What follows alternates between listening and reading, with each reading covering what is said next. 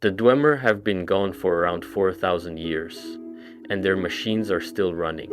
Centurions still stand on charging gantries in the dark and power up the moment something crosses into their ruins.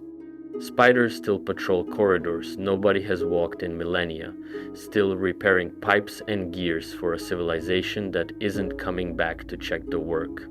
Nobody has ever found a way to switch any of it off, and nobody has ever worked out how the machines have kept going this long with no one left to maintain them. This is the story of who built those machines, what the Dwemer actually were, what they built underground and in the open, what they believed instead of worshipping any god, and what happened to every last one of them at the end. The people Skyrim calls the dwarves were never actually called that by anyone who knew them. Their own word for themselves was Dwemer, and it doesn't mean small. It means something closer to the deep people, or the deep counselled people, deep in the sense of digging, and deep in the sense of thinking. Other elves called them the deep folk. The one god, said to have known them personally, Sotasil, called them the children of brass. Nobody who actually met the Dwemer, elf, or god called them dwarves. The word dwarf is an imperial habit, and it comes from a story, not a measurement. The old legend has actual giants, huge, slow, and fond of the smaller races around them, looking at the Dwemer and calling them their little friends, the way anyone might call a friend little out of affection, not fact. Some accounts say those giants were Elnofey, the ancient beings some elves trace their whole ancestry back to. Other accounts just call them giants, full stop, and leave it there. Either way, the label stuck long after anyone remembered where it came from, and it stuck to a people who were not small at all. The archaeology backs that up better than the legend does. Every piece of dwarven armor ever pulled out of a ruin is sized for someone about the height of an ordinary man or elf. Not a foot shorter, not stocky and squat the way dwarf suggests to anyone raised on other fantasy stories. Scholars who've gone through the evidence generally land on the same reading. The Dwemer were built like any other mer, and some records go further and put them taller than average. Based on what actually turns up in the ground, calling them the deep elves and leaving dwarf out of it entirely would probably be closer to accurate. There's a second translation of Dwemer scholars have floated too, based on imperial excavation work, smart elves, not deep elves. It isn't a joke.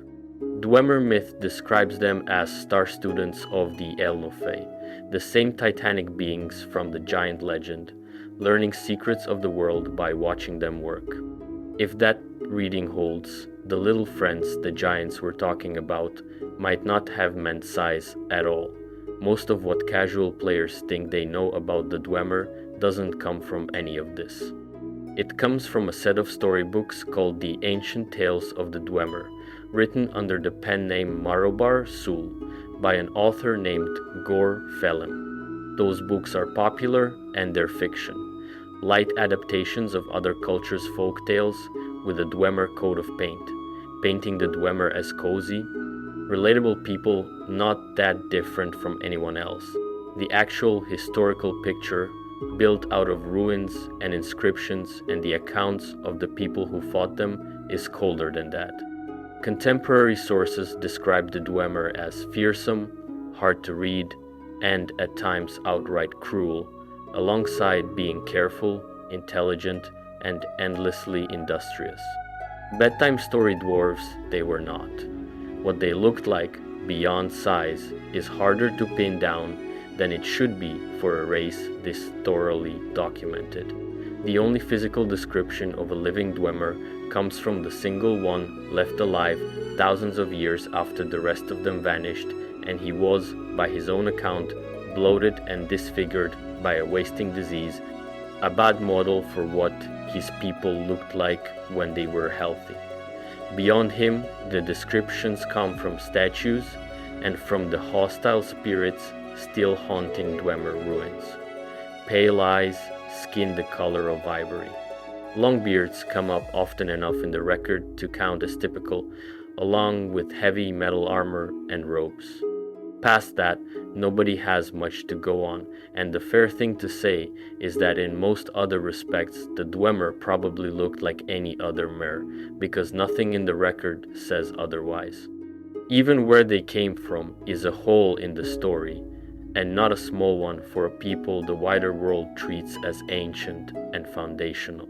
There's no surviving account of the Dwemer breaking away from the Aldmer, the rootstock most elves trace themselves to, even though that split has to have happened very early in Tamriel's history. Dwemer society doesn't look much like Altmer society by the time the record picks it up, apart from a few shared legal ideas. Some legends say the Dwemer and the Kimmer started out as one group and split into two, first as tribes, then treated by history as entirely different peoples, the Dwemer settling into a fully secular way of life. Other sources skip the shared origin story altogether and just say the Dwemer were already living in the northeast of Tamriel by the time Veloth led his people, the ones who'd become the Kimmer, into the region. Both versions survive in the record, and neither has been confirmed over the other. That's roughly where the trail goes cold, at least for the very beginning. What comes after, the building, the machines, the war, the religion built on refusing to have one, happens under a name that gets repeated constantly and rarely means what people think it means, which is why it's worth starting there. Whether the Dwemer worshipped anything at all is one of those questions nobody has ever nailed down, and the honest state of the record is that no one really knows for sure whether they kept any gods in the private sense. What the sources do agree on is what the Dwemer thought of everyone else's gods, and it wasn't much. They scorned the Daedra outright, and they mocked what they saw as the foolish rituals built up around worshipping them. In place of that, the record says they preferred their own gods of reason and logic. The words get written with capital letters in some of the oldest surviving descriptions, an odd thing to do with abstract ideas unless the person writing them down meant something more than an abstraction. It's possible that's exactly what it looks like, not modern atheism, but something closer to swapping the object of worship, replacing gods with ideas and worshipping those instead, if worship is even the right word for what a Dwemer would have called it. That ambiguity runs all the way through what little survives of Dwemer religious life. Nobody today can say for certain whether reason and logic, capitalized like that, were meant literally as gods, or as a Dwemer's way of mocking the very idea of a god by dressing an idea up in one's clothing. Some readings connect that philosophy to the heart of Lorkhan itself once the Dwemer got hold of it, the idea being that the heart gave the whole race some kind of shared spiritual link, so that the gods of reason and logic might really have meant the collective reasoning of the Dwemer people, given a voice through the practice they called tonal architecture and through the borrowed heart of a dead god. None of this is settled. The people who study Dwemer culture tend to describe their religion, if it can be called that at all, as one of the hardest puzzles in the whole field. What is certain is the attitude, whatever sat underneath it. The Dwemer looked at the same universe the Chimer and the Altmer and the Nords all looked at, full of Daedra and Aedra doing what gods do, asking for worship and offering favor in return, and they treated the whole arrangement as beneath a people who could think for themselves. Faith, to them, looked like giving up on reasoning something out. It's not that they denied the gods existed, the Daedra were real enough to scorn. It's that existing wasn't enough to earn worship. A thing had to be understood, and once it was understood, bowing to it stopped making sense. That's about as close as the sources get to stating a Dwemer creed outright, and it reads less like faithlessness than like a different kind of faith, one placed in the idea that the world could be figured out completely, given enough time and enough careful work. Dwarven temples turn up in the archaeology anyway, which sits a little oddly next to all of that. There's at least one on record, buried deep in the mines beneath Fanglair, though almost nothing about what went on inside it survives to say what a Dwemer would even do at a temple that wasn't built around worship. Executioners get a name in the old inscriptions too, Chun Abakch, and they're described as covering their faces under hoods of black spider silk, the same material used for funeral shrouds. Whatever the Dwemer built their public life around, it had ceremony in it. It just wasn't ceremony aimed at any of the gods everyone else in Tamriel was praying to. This is the idea sitting underneath almost everything the Dwemer are remembered for. A people who decided the gods weren't worth worshipping didn't stop believing the world had structure and power in it. If anything, they believed it more than most, enough to spend their whole civilization trying to take that structure apart piece by piece and understand how it worked. Every project that follows in this story, the machines, the sound-based engineering, the forge built to handle a material nothing else could touch, the observatory dug into a mountain, and eventually the plan to build a god of their own out of a dead one's remains, comes out of this same starting point. Reason instead of faith, treated not as a personal preference, but as the correct and only defensible way to run a civilization. Most of what the Dwemer built, they built underground, and that wasn't a matter of hiding or making do with whatever cave was nearby. Before laying down the actual buildings of a settlement, Dwemer builders are thought to have dug past a specific depth threshold first, something scholars call a geocline, and only then started construction. Going deep wasn't a compromise forced on them by circumstances. It was step one of the plan. The clearest example of what that produced is a single cavern under Skyrim called Blackreach, known in Dwemerus as Faljardum Din, the Blackest Kingdom reaches. It runs beneath the Pale, Winterhold, Jalmarch, Hafingar, and the Reach, and it may extend under every hold in the province. It has its own light, from mushrooms the size of small trees that glow on their own. It has mineral deposits, including geode veins rare enough to matter to modern collectors. It has a river running through it. None of this was carved out by the Dwemer. Vampire clans lived down there first, long before any Dwemer arrived. But once the Dwemer moved in, they treated the whole space as something to build a functioning kingdom inside of, not just a hole to hide artifacts in. What they built there reads like city planning, not survival.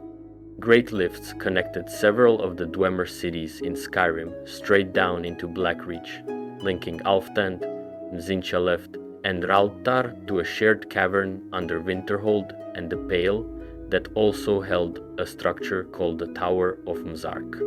Roads ran through the cavern, and Dwarven centurions were stationed to guard them, the same way a surface kingdom might post soldiers on a highway.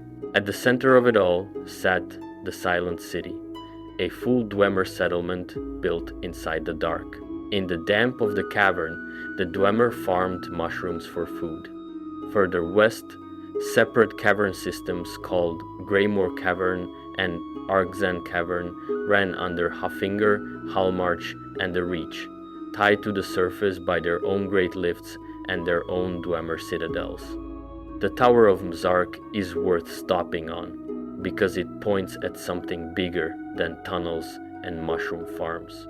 Inside, it sat a device built specifically to pull knowledge off an Elder Scroll and transfer it onto something called a lexicon, a way of reading a source of power that even most mages and priests treat as unreadable, done with a machine, underground, as part of the ordinary infrastructure of a Dwemer city.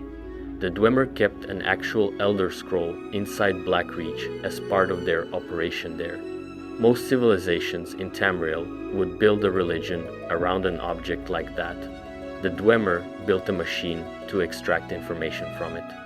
The cavern had its own ecology too, separate from anything on the surface, which is the part left out of most descriptions of Blackreach as just a dungeon full of enemies.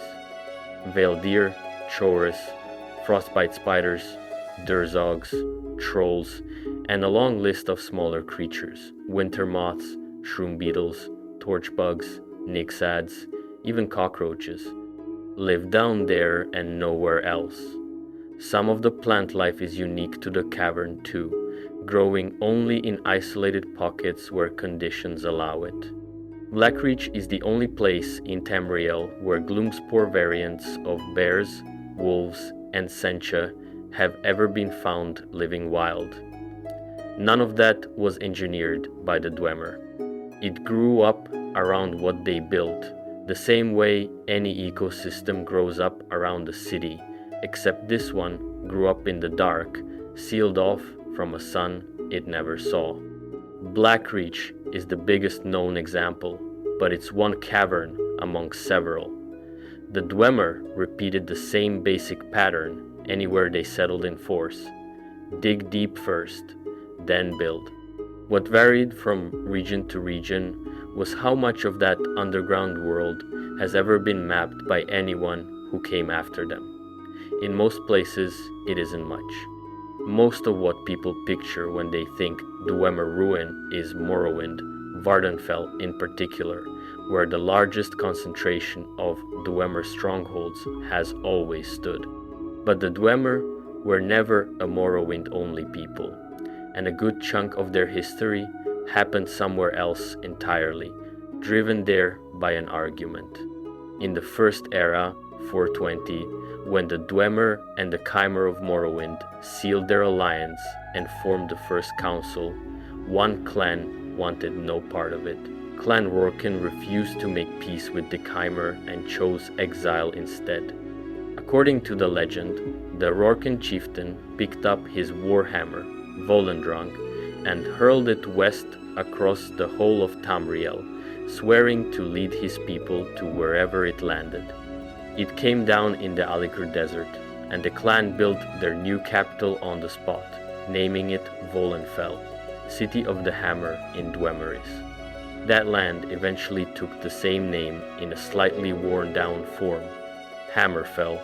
Whether any of that happened the way the legend says is another matter.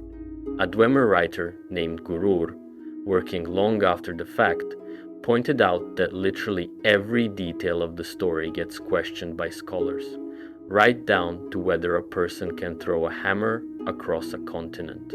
Gurur's own guess was that the flying hammer is poetic shorthand for the Exodus itself, not something that actually happened in the air.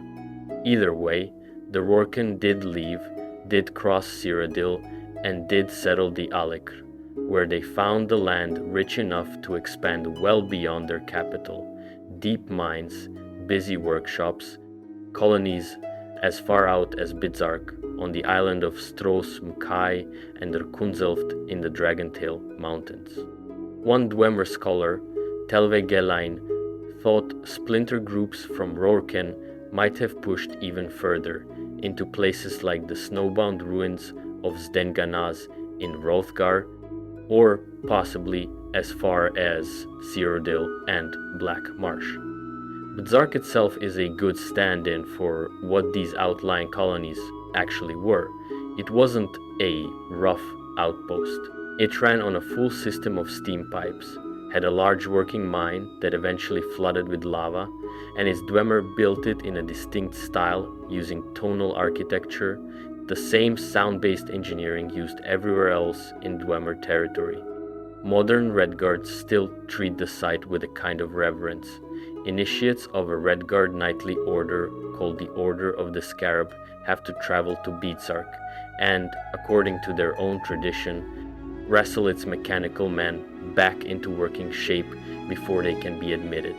Redguard culture more broadly is full of small leftovers from the Dwemer they never actually lived alongside. People still swear by the Dwarf Kings or by the beard of the Dwarf King, even though the Ragada didn't arrive in Hammerfell until roughly a century after the Dwemer of that province had already vanished. The Rorken didn't get to keep Hammerfell forever. At some point before the general disappearance, a race of unusually tall, unusually aggressive goblins came through a rift called the Goblin Gate and overran the province, burning towns and driving the Dwemer out. Those goblins worshipped a god named Maluk. Long after the fact, in one of those details nobody has ever fully explained, Volendrung itself, the hammer that supposedly founded Hammerfell, ended up bound to Malakath, a Daedric prince who counted the Dwemer among his bitterest enemies. Nobody knows why an object this central to Rorqual identity ended up serving a power hostile to them. It just did. Skyrim tells a similar story of expansion following a split, a generation or two after Rorqual's exile. Clan Kragan chose to follow the Rorqual's example and move west instead of staying in Resdayn, and their settlement, Arkhantams, became the first Dwemer city-state built in Skyrim. Despite constant Nordic raids, it flourished, and its success pulled other clans west after it. Eventually, 4 city-states, Arkhantams, Batarzel, Mzulft, and Ralbtar, formed an alliance so strong it was considered unbeatable. Clan Kragan later built a second city, Arkhantams PNG, in the Dragon's Teeth Mountains, which eventually replaced the original Arkhantams as the clan's seat of power. From there, Dwemer holdings spread across a wide stretch of Skyrim, from the Velothi Mountains down to what's now the Reach, most of it dug in deep enough that surface travelers never guessed how much city was underneath them. That alliance eventually broke, and it broke over the same kind of prize that split the Hammerfell Dwemer from their Morrowind kin in the first place, a resource too valuable to share. The 4 city-states discovered a rare material called Ethereum in their deepest tunnels, built a forge to work it, and then went to war with each other over who would control that forge. Years of infighting left them weak enough that Nordic forces under High King Geller finally broke through and conquered the survivors, something Nordic armies had never managed while the alliance held together. It took roughly a century before the Dwemer clawed the territory back. High Rock had a Dwemer presence too, mostly remembered now through place names, not surviving history. The Rothgarian Mountains, home today to Orcs and Bretons, once counted the Dwemer among its residents, though almost nothing detailed survives about what that settlement looked like or how long it lasted. Between Morrowind, Hammerfell, Skyrim, and High Rock, the pattern that emerges isn't a single homeland with a few outposts. It's a civilization that kept splitting, migrating, and rebuilding every time an argument got bad enough, carrying the same underground building style and the same reasoning over faith culture with it every time. For a civilization this thoroughly documented in ruins, the Dwemer left behind a language almost nobody can read. Dwemeris, their language, survives mostly as names, the names of their cities and colonies, built out of a limited set of roots stitched together into long compound words. Arkenhand, Arkenhand, Arkendams. The pattern repeats across the map, but repetition isn't the same as translation, and scholars are honest about how little of the actual language has been cracked. The alphabet is known. Short inscriptions can sometimes be worked out from context. Full sentences mostly can't. Part of what survives is written in a completely different language, Aldmeris, close enough to modern Elven tongues that scholars can read it directly. A lot of Dwemer records made after the founding of Resdayn were written this way, which sounds like good news until it isn't, even in a language scholars can actually read. Plenty of the specific Dwemer terms embedded in those texts stay uncertain because there's no reliable way to check a guess against a native speaker who's been gone for thousands of years. Nobody today even agrees on how Dwemeris was supposed to sound out loud. The written letters have been described as looking like fierce strokes, which is evocative and not remotely useful for pronunciation. One detail about Dwemer writing points somewhere stranger than translation trouble. Books and other written material pulled out of Dwemer ruins tend to show almost no sign of wear or age, even after thousands of years underground. The leading explanation isn't that the paper is unusually tough. It's that some kind of preservative effect is still active in these ruins, possibly a device still running, still doing its job with nobody left to maintain it, quietly keeping decay from touching anything nearby. If that's true, the ruins aren't just old buildings. They're machines that have never stopped working, and the books inside them are evidence of that, not evidence of good luck. The single most useful object anyone has found for cracking Dwemeris is a slab called Calcelmo stone, discovered beneath Markarth and treated fairly directly as Tamriel's answer to the Rosetta Stone. It carries the same text written twice, once in the Falmer language, which turns out to be extremely close to Eledun, and once in Dwemeris. In theory, lining the two versions up side by side should crack the whole thing open. In practice, even the Falmer half wasn't easy to read at first, since the scholarly understanding of Eledun was thin enough on its own that early attempts to use it as a key came up short.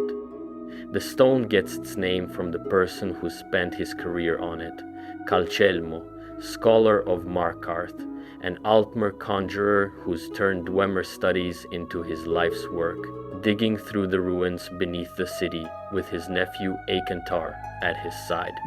Calcelmo has written a whole series of scholarly books simply called Dwarves, and he's also become one of the field's leading voices on the Falmer language, translating several Falmer texts and working toward a full guide to the tongue. His collection of oddities pulled from the excavation includes things like a mud crab fused somehow with dwarven metal, sitting next to weapons and instruments most scholars would trade a career for. For all that expertise, even Calcelmo hasn't finished the job. Dwemeris, as a whole, is still not fully translated by anyone. What has come out of the partial translation work is enough to show that the language had real structure. It uses a possessive form, the way most Elven languages do. Dwemeri means of the Dwemer, and Arktsandi means of Arktsand, the same suffix doing the same job in both cases. A handful of roots turn up often enough across ruin names and surviving texts to guess at their meaning with some confidence. Zel seems to mean city, or maybe more broadly, domain, the space a group of Dwemer controlled. Arkng, in its various forms, seems to be about giving or granting something. Fal works as a negation, roughly not or un. Betar means something like allied or bound, which is how names like Falptars, roughly unbound, and Nchu Duaptar, something closer to symbol of our bond, get built.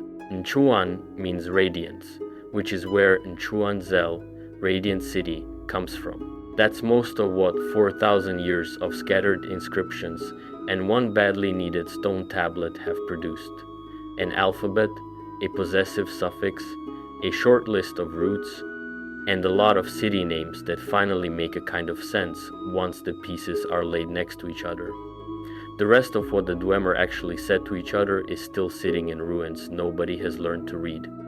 4,000 years is a long time for anything to keep running without maintenance, and the Dwemer's machines have been running for roughly that long.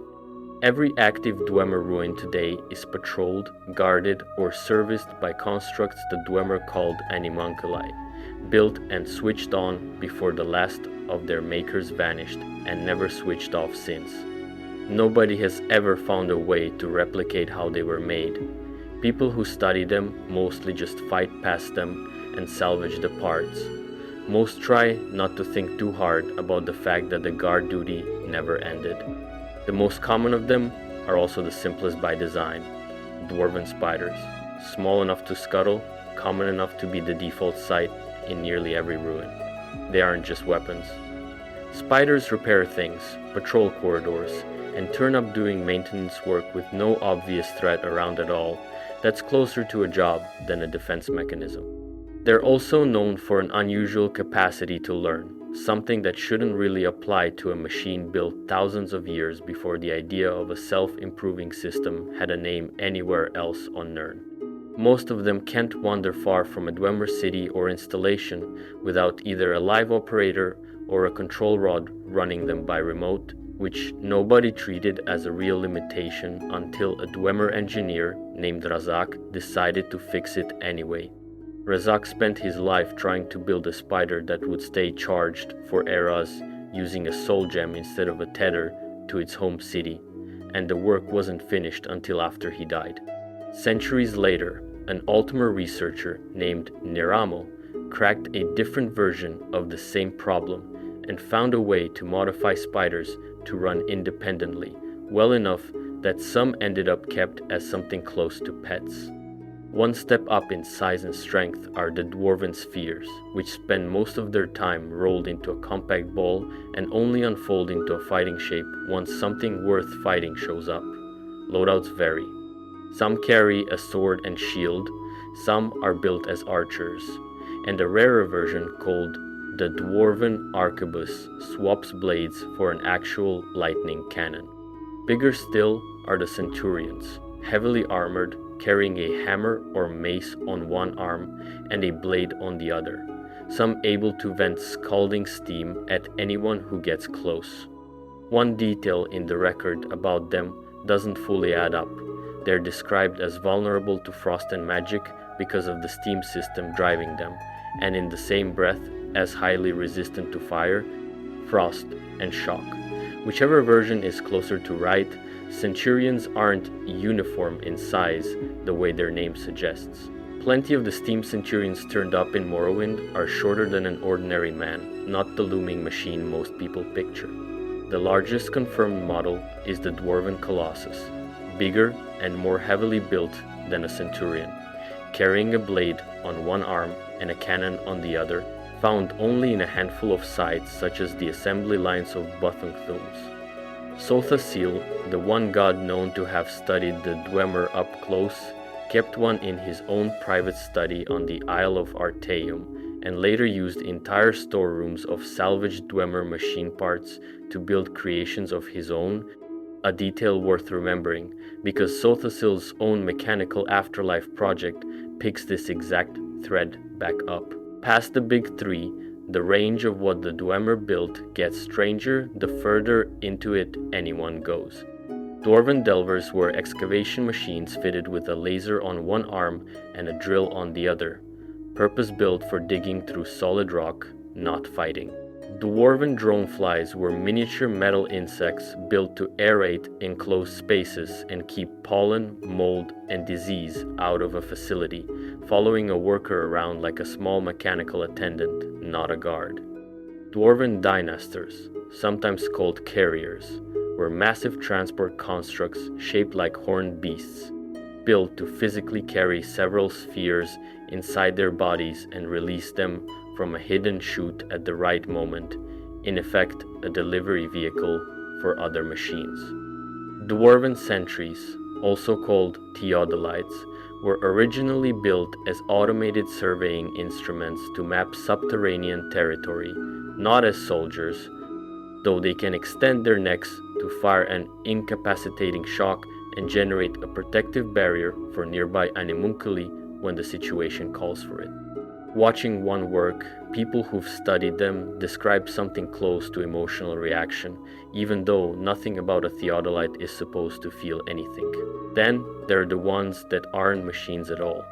Dwarven specters are ghosts, actual remnants of dead Dwemer still haunting the halls they used to walk, vulnerable only to silver weapons the way any other ghost is. A separate category entirely from the animunculi, and a reminder that not everything still moving through a Dwemer ruin was ever built by a smith. What ties all of it together is the metal. Every one of these machines, whatever shape it takes, is built from the same material. The Dwemer used it for practically everything, and even that material has never been fully explained.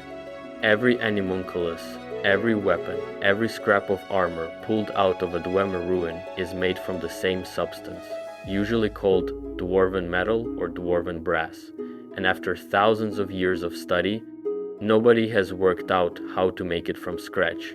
It runs copper in color most of the time, though pieces turn up yellow, gray, or green as well.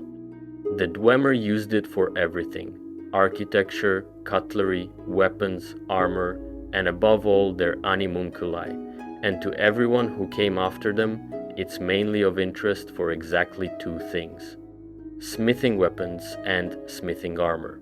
Dwarven weapons resist corrosion and hold an edge in a way modern smiths can't match. Dwarven armor absorbs impact in a way modern armor doesn't. Both facts are well documented and neither has ever been explained. The process that made the original metal is gone along with the people who used it. Metallurgists have tried to replicate it and failed every time. The only reliable way to get hold of dwarven metal today is to melt down something the Dwemer already made, which means every new piece of dwarven armor or weaponry on the market is, on some level, cannibalized from an older one. Even skilled blacksmiths who can imitate the ornate look of dwarven craftsmanship can't produce the metal itself, only a design inspired by it. What is known is that the Dwemer needed intense heat, specifically molten lava, to forge it in the first place, which lines up with how deliberately they built near volcanic ground. A few rarer variants show up in the record too, each apparently reserved for specialty work, not everyday use. Dwarven adamant is a hard, whitish alloy used in components for rare animunculi mounts, the adamant dwarven horse being one example. Dwarven vitrine, also called Dwemery glass, resembles the more familiar mineral malachite and shows up on constructs like the vitrine dwarven wolf. Dwarven ebon steel is rarer still, an alloy used in prized vimidiums and in weaponry, mostly known today through what collectors have managed to hold on to. People have tried to fake all of it, with mixed success. A naturally occurring mineral called a dwarven ore looks close enough to forge dwarven metal to earn the name, but metallurgists have confirmed it has no real connection to the genuine material and none of its durability. Bronze gets mistaken for the real thing often enough that some craftsmen deliberately pass off bronze replicas as authentic Dwemer arms and armor. Buyers who can't tell the difference get fooled. None of the imitations come close. Whatever the Dwemer were actually doing to that metal in that lava heat is a piece of their engineering that left behind plenty of finished product and not one working recipe. Almost everything else in this story, the machines, the metal, the forge, and eventually the god they tried to build, runs through one piece of Dwemer engineering. The idea that sound itself could be shaped into a tool. The Dwemer called the practice tonal architecture, and at its simplest, it meant altering reality by manipulating tone. Not music in any ordinary sense. A tool with the same physical purpose as a hammer or a chisel, except the material being worked was reality itself, and the instrument doing the work was a controlled sound. The people trained to do this were called tonal architects, and the practice was demanding enough on the body that it needed its own equipment.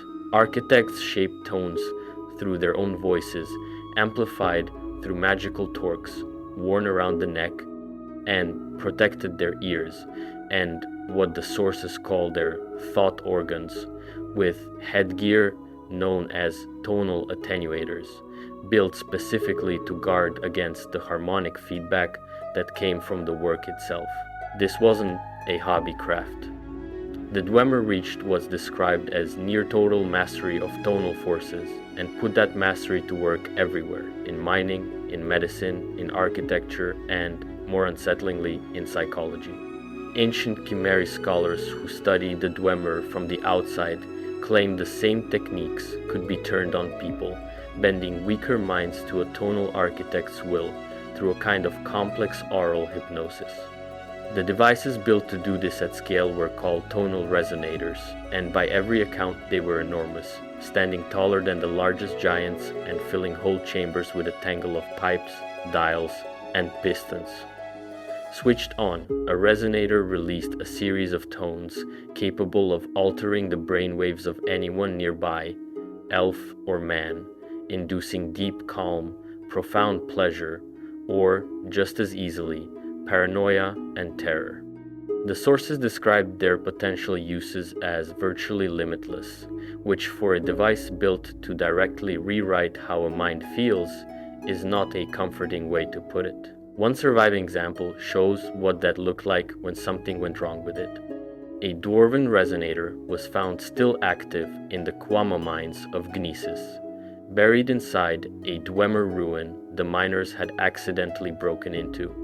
It had been running the whole time. The Kwama exposed to it went mad and turned violent, attacking their own queen and the miners working alongside them. The miners themselves weren't spared either. People affected by the resonator became fixated on its melody, humming it over and over, obsessed with getting the tune exactly right. Those who could describe the experience afterward talked about being able to see the melody as though the sound had a shimmer to it, a tone with a color attached. The device was eventually shut down, and the people it had been affecting went back to normal. More than one researcher who's looked at the case has floated the same theory, that whatever it was actually built to do, it functioned as a mind control device, running unattended for thousands of years in an ordinary mining tunnel until someone happened to dig in the wrong direction. Tonal architecture went past minds and material too. Some accounts describe the Dwemer using what's called mythopoeic enchantment through tonal work, altering the archetypes and myths that give reality its shape at a deeper level than stone or flesh. That's a strange claim to take at face value, but it fits the pattern of everything else the Dwemer built. Not decoration, not convenience, but an attempt to reach past the surface of the world and rework whatever was actually running underneath it. The clearest sign of how seriously the rest of Tamriel took this technology is that it outlived the people who invented it.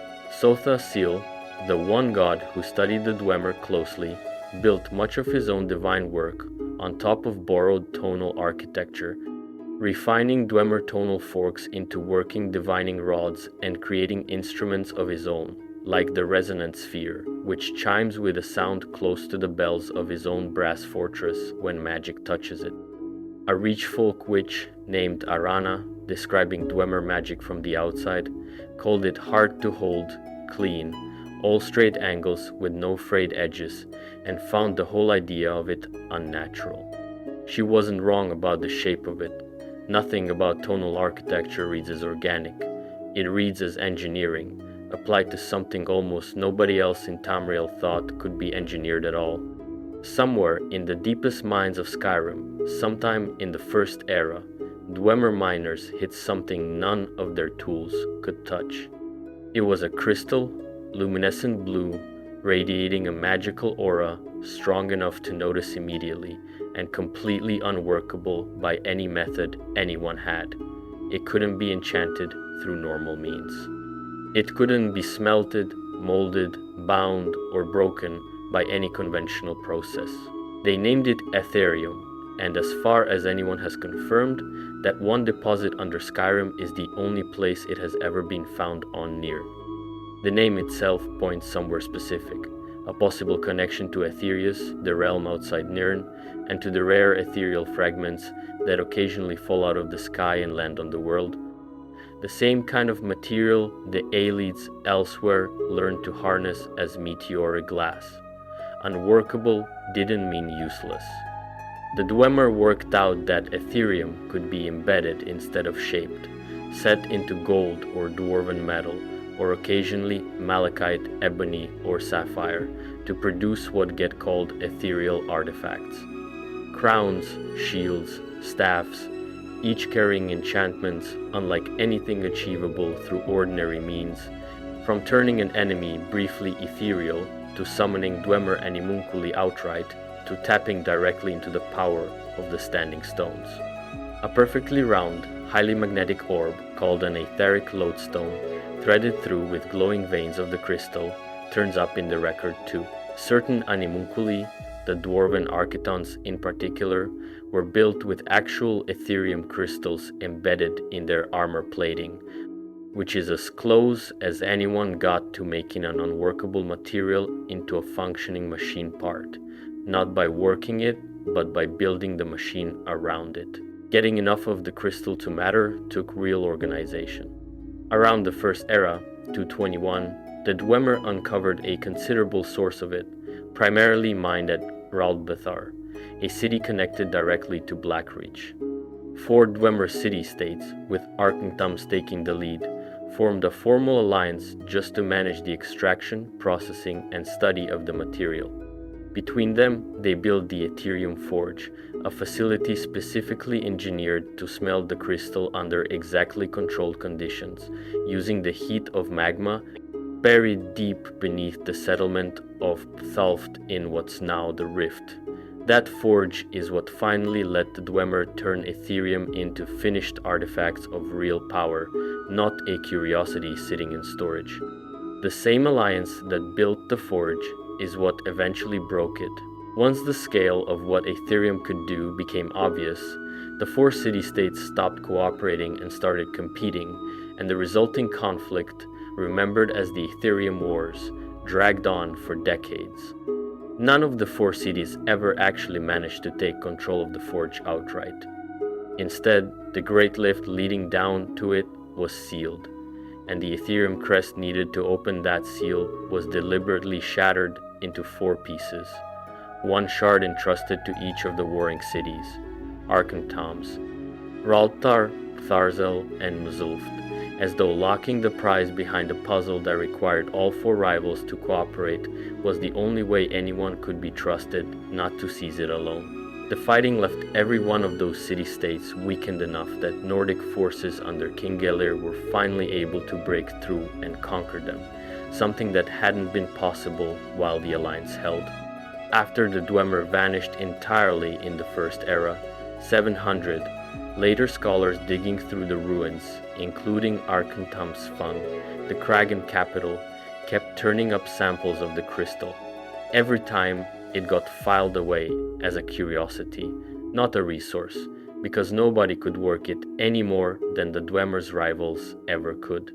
Even the ancient Nedes, who came along even earlier and treated stars and constellations as gods, had figured out a use for Ethereum-infused stones, bringing their celestials down to the mortal world through them, and building apex stones, using knowledge stolen from the Dwemer to bind those celestials permanently into Mundus.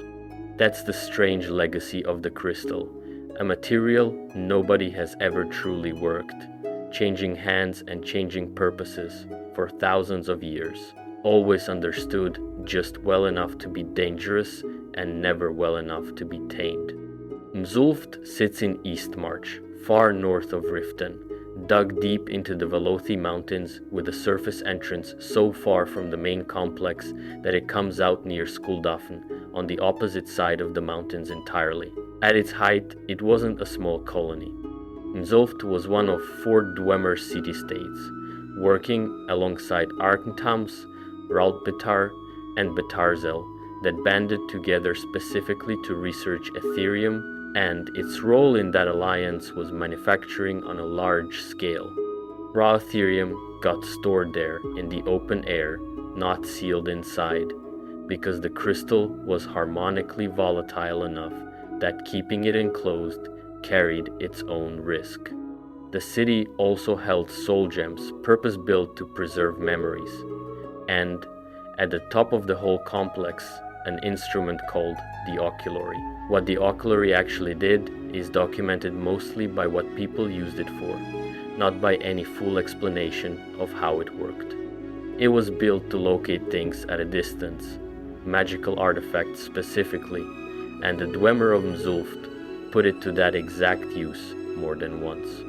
When the Vault of Mufnak, a secret storehouse built to protect half of an artifact called the Wrathstone, got buried under a mountain of ice and lost, the Dwemer turned to the oculary to try to find it again. No record survives of what that search turned up, and the missing half of the Wrathstone was never recovered.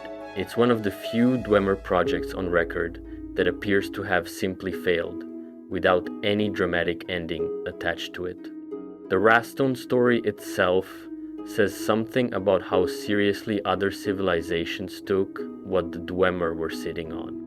After the Alessian slave rebellion, desperate Aelid kingdoms went looking for the Wrathstone as a possible weapon against the rising Alessian Empire, and their search led them straight to Mzulft, which they besieged outright.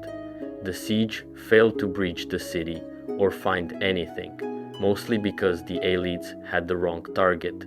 The peace they wanted was actually kept at nearby Kagrenzel, not Mzulft.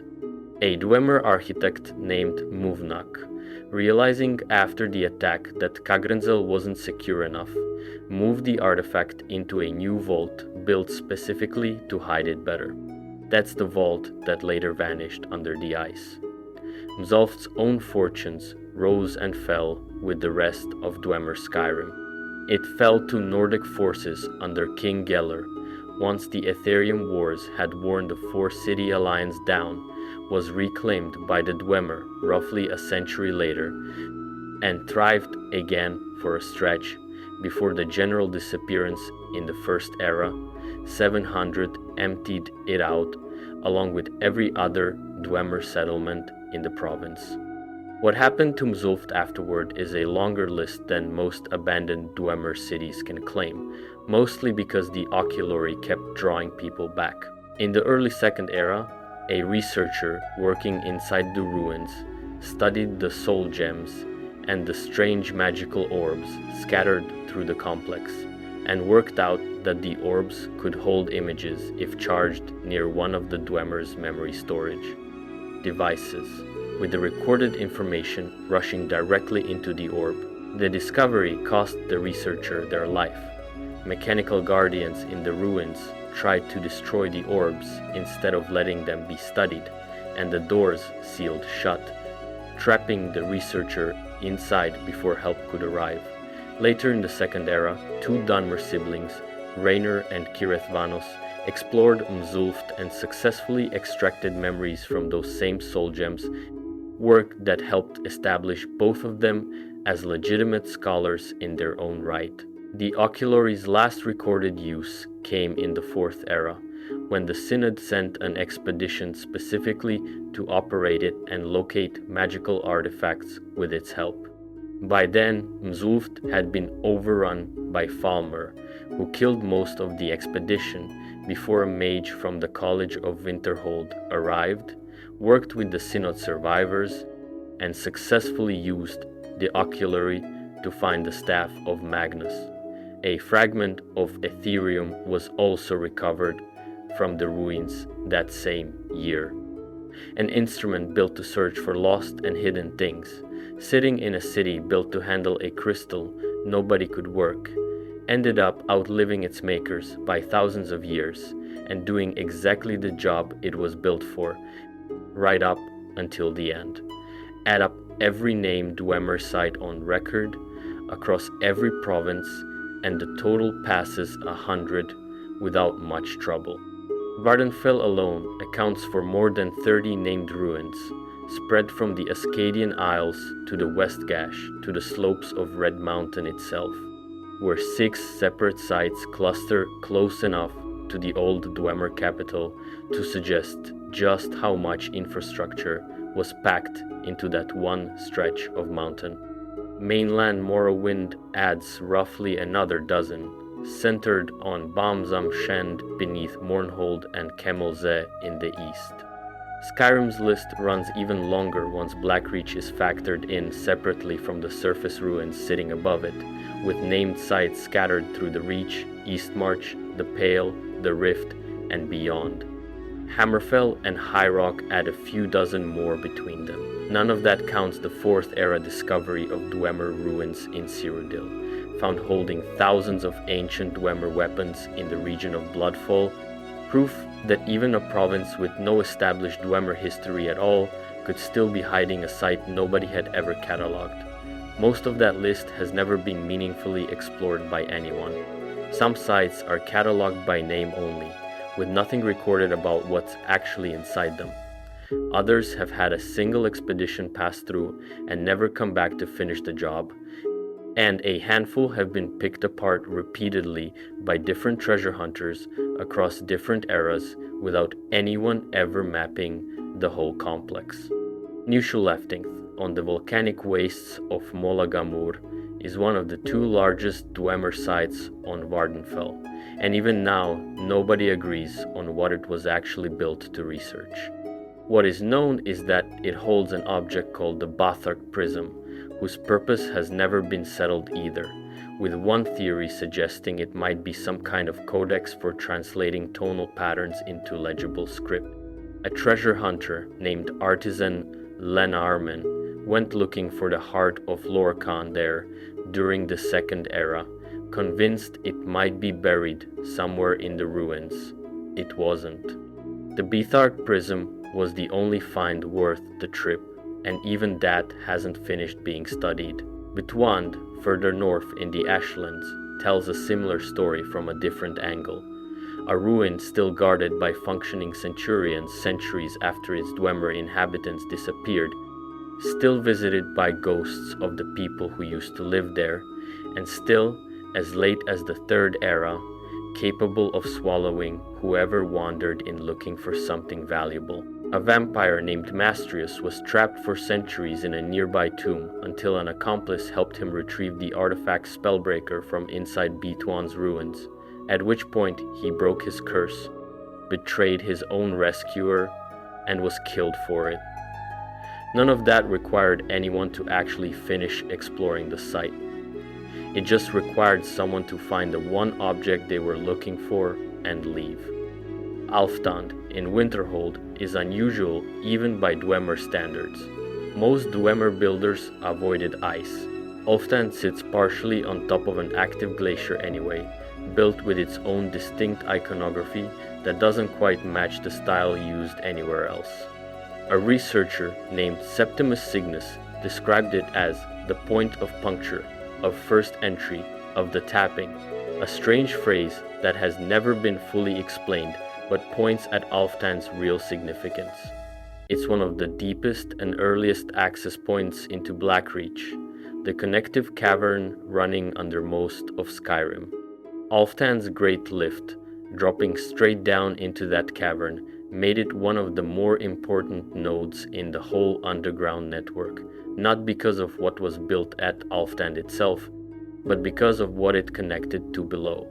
That's the pattern across almost every region. The visible ruin on the surface is rarely the whole story, and often not even the important part of it. Whatever's catalogued by name is a fraction of what actually got built, dug into mountains and volcanic wastes and glaciers across 4 provinces, most of it sealed, silent, and never fully mapped by anyone who came after. Beneath Red Mountain, sometime in the early First Era, Dwemer miners hit something that wasn't ore.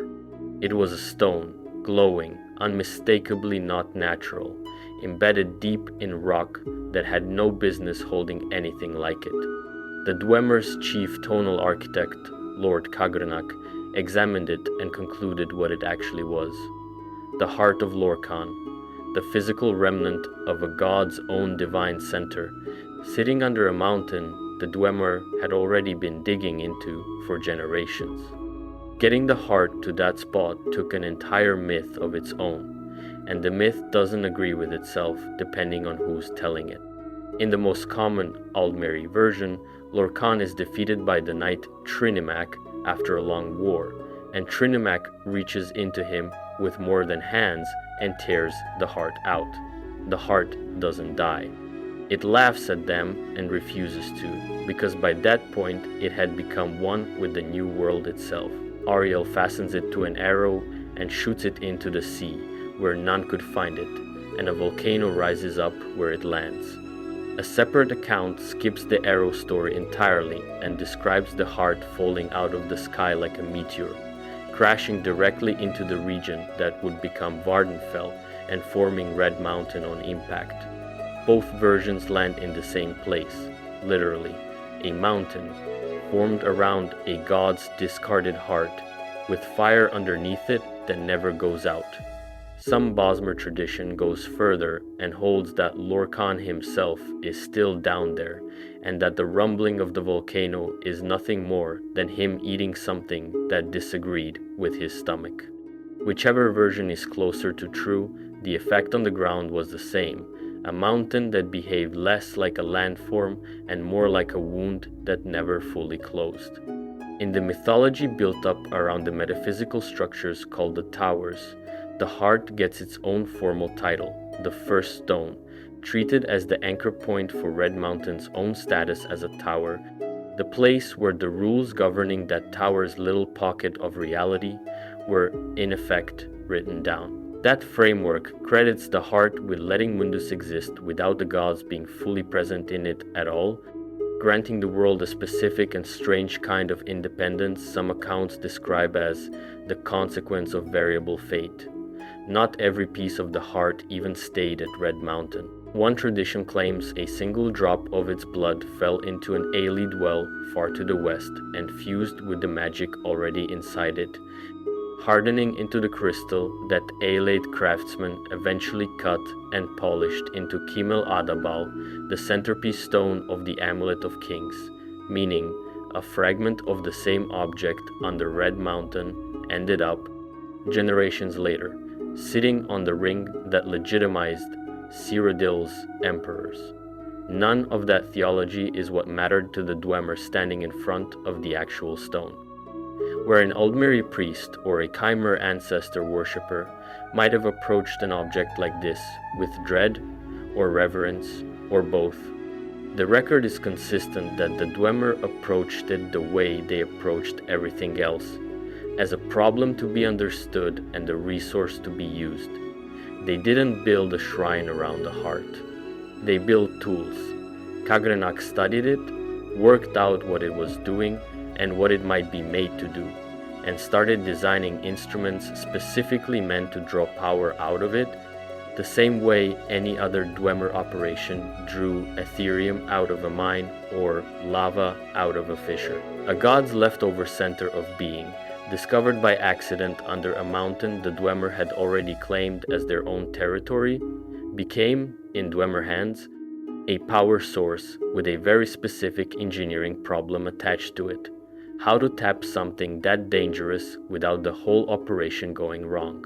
That problem is what the rest of the story turns on.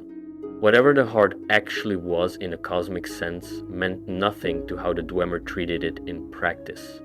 What mattered was what it could be made to do, and Kagrenak was the one who set out to find that answer. The Dwemer's chief tonal architect during the time of the First Council was a figure named Lord Kagrenak, and by every account that survives, he was the single most accomplished mage-smith his people ever produced. He held a string of titles over his career: High Priest, Magecrafter, High Engineer, and the Dwemer closest to him, including Yagrum Bagarn, one of the tonal architects who trained and worked under him personally, used a different title still: High Craftlord.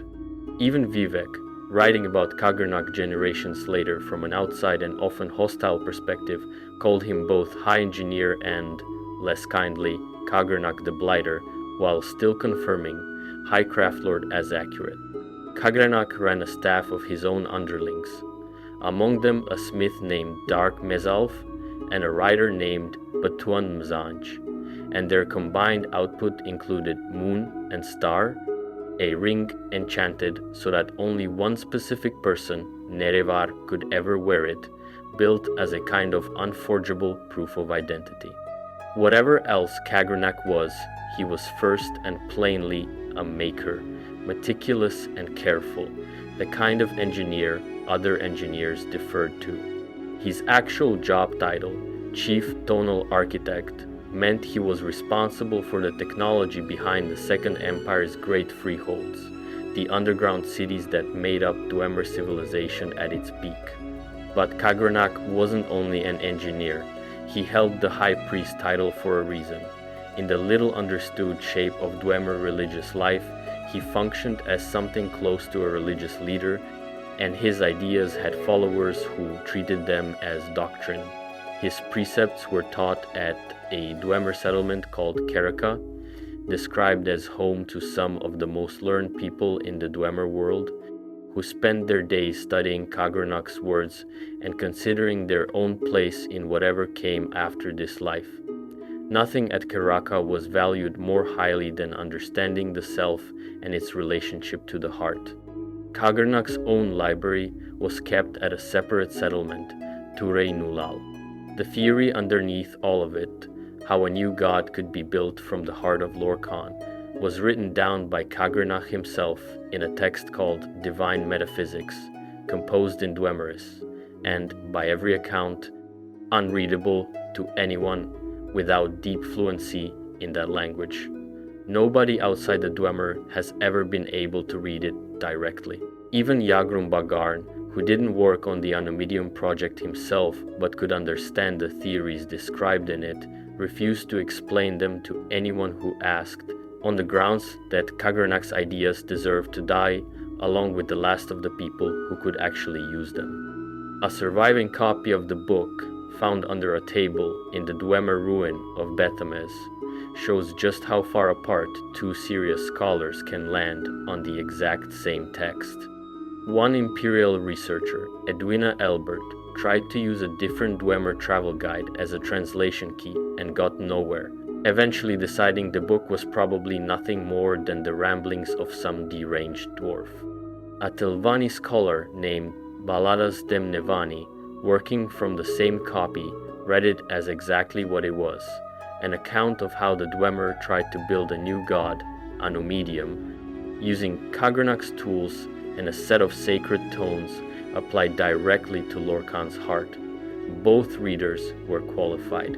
One of them simply had the background to recognize what they were looking at, and the other didn't, which says as much about how narrow the field of people capable of understanding Kagranak's work has always been as it does about the book itself. Kagranak's own people weren't united behind him, which is easy to lose track of given how the rest of this story turns out. Some of his fellow tonal architects backed his read of the heart completely and pushed to move forward with it. Others, inside the same profession, thought tampering with something on that scale carried risks nobody could actually predict, and said so plainly, warning of potential catastrophic error from formulas that had never been tested at this scale before. This wasn't a fringe objection from outsiders.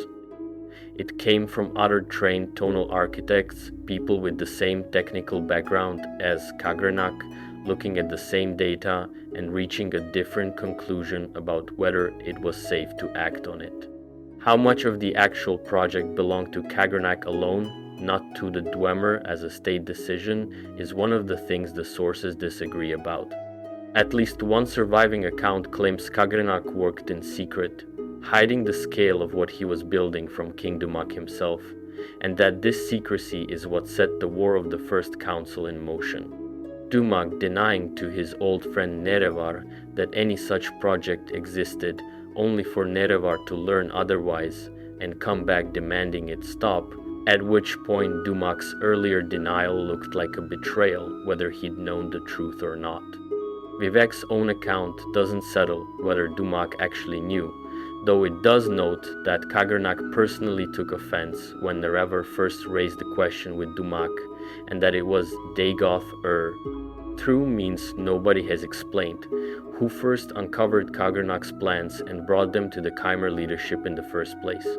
A separate theory from a Cyrodiil historian named Borgusilus Malier skips the secrecy angle almost entirely and proposes something stranger, that Kagranak used a Dwemer ability called the Calling, a kind of silent, long-range communication, to gather his entire people together for what Malier describes only as a great, sublime journey, using the same language others use for the disappearance itself, as though gathering the Dwemer and losing them were, in this account, close to the same act.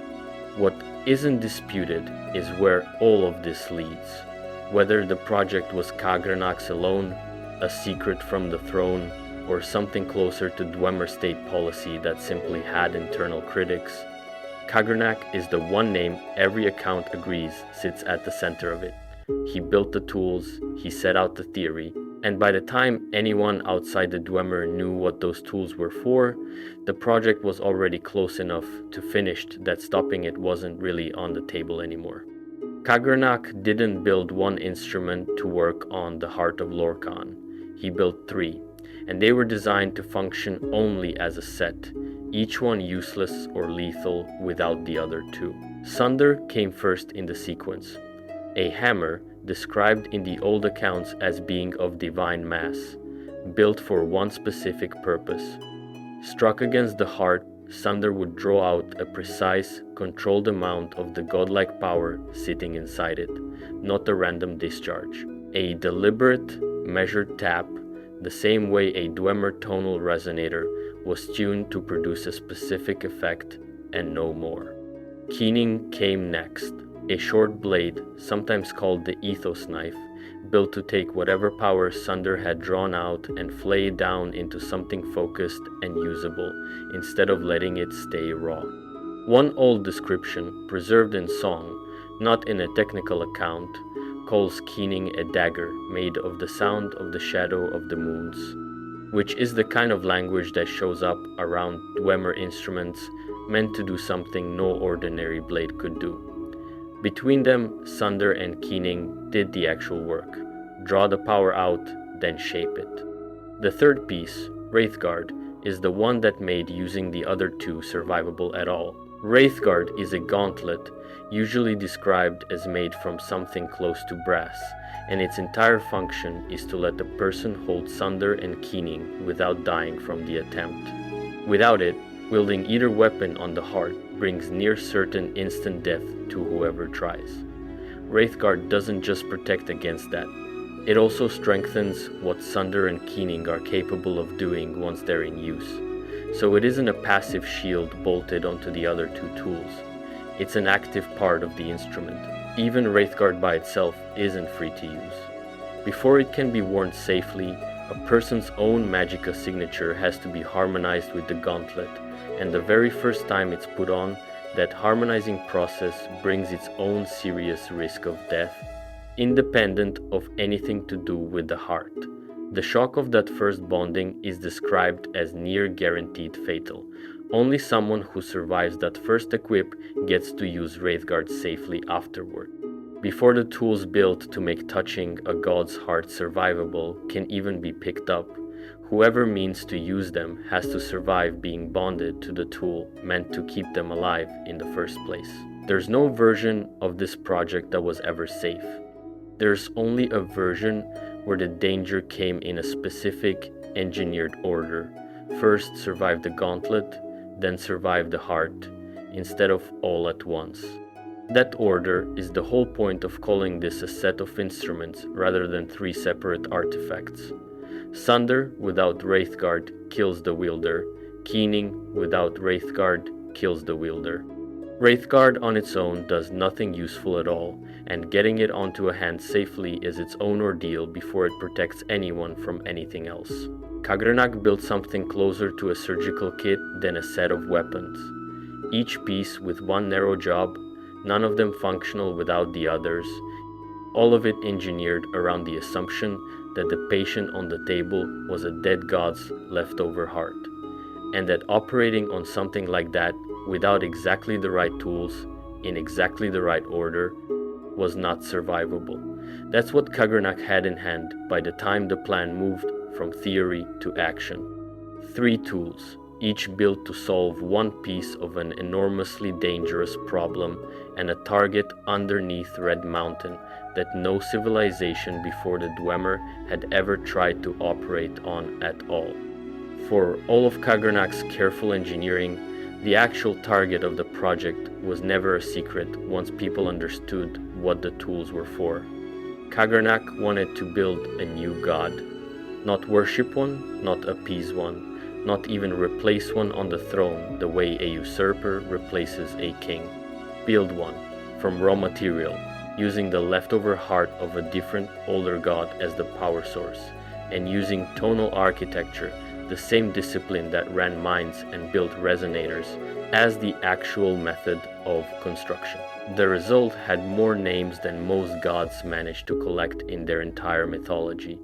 Numidium, also called Anumidium, Anumidum, the brass god, the prime gestalt, the brass tower, walk brass, big walker, the walking star, the divine skin. Whatever it got called, the description underneath the names stayed consistent. A colossal construct, described elsewhere as 1,000 feet tall, something between an automaton, a golem, and an Atronach, built specifically to let the heart of Lorkhan's power move through it, rather than sit inert underground. Khagrenach's stated goals for it ran in two directions at once: retaking Resdayn outright from the Chimer, settling by force the same argument that had split the two peoples generations earlier, and, more ambitiously, giving the Dwemer race some form of immortality through it. Numidium wasn't meant to be a weapon that happened to be powerful. It was meant to be the vessel the whole Dwemer people could use to step past the ordinary limits of being alive at all. There's a detail buried in an unrelated piece of Aelid history that makes the ambition even stranger. Around the time of the Alessian slave rebellion, well before Numidium existed, an Aelid archmage named Anumaril built an artifact called the Staff of Towers, made of 8 segments, each one tied to one of the great metaphysical towers of Nirn. One of those 8 segments corresponded to Walkbrass, one of Numidium's own names, despite the fact that Walkbrass hadn't been built yet and wouldn't exist for a long time afterward. Nobody has ever explained how Anumaril knew to build that piece before the thing it represented was even under construction. Taken at face value, it suggests Numidium's eventual existence was already written into the structure of the world before Khagrenach ever picked up a tool which fits unsettlingly well with a civilization that had spent generations trying to prove the world could be reasoned out in advance rather than simply believed in. Not every Dwemer thought this was a good idea, and the disagreement wasn't quiet.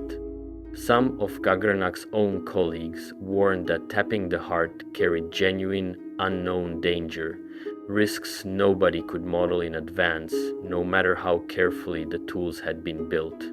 Khagrenach and the architects loyal to him, including the writer Butwant Mzanch, argued back and moved forward anyway. What happened next depends entirely on which account gets believed.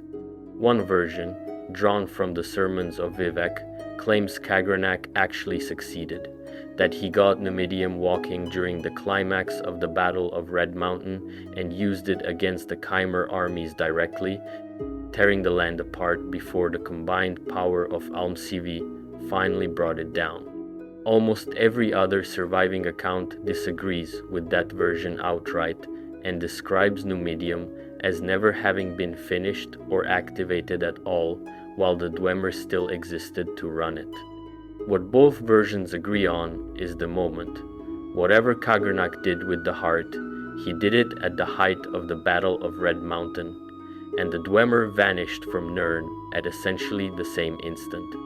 Whether that vanishing was the risk finally catching up with them, or whether it was the plan actually working in some form nobody expected, is not something the sources settle either way. One reading treats the disappearance as a catastrophic accident, the unjustifiable risk finally going wrong exactly the way Khagrenach's critics warned it would. A different reading treats it as the opposite, that the Dwemer didn't die and didn't fail, that granting an entire race a form of eternal life was always going to look, from the outside, indistinguishable from that race vanishing off the face of the world.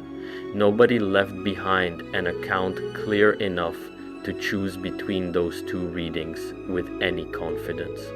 What's certain is only the shape of the ambition itself. A people who had spent their whole civilization refusing to worship any god decided, in the end, that the correct response to that refusal wasn't rejecting divinity altogether. It was building one from scratch, engineering every piece of it themselves, and trying to become the god they built rather than kneel to any of the ones already there.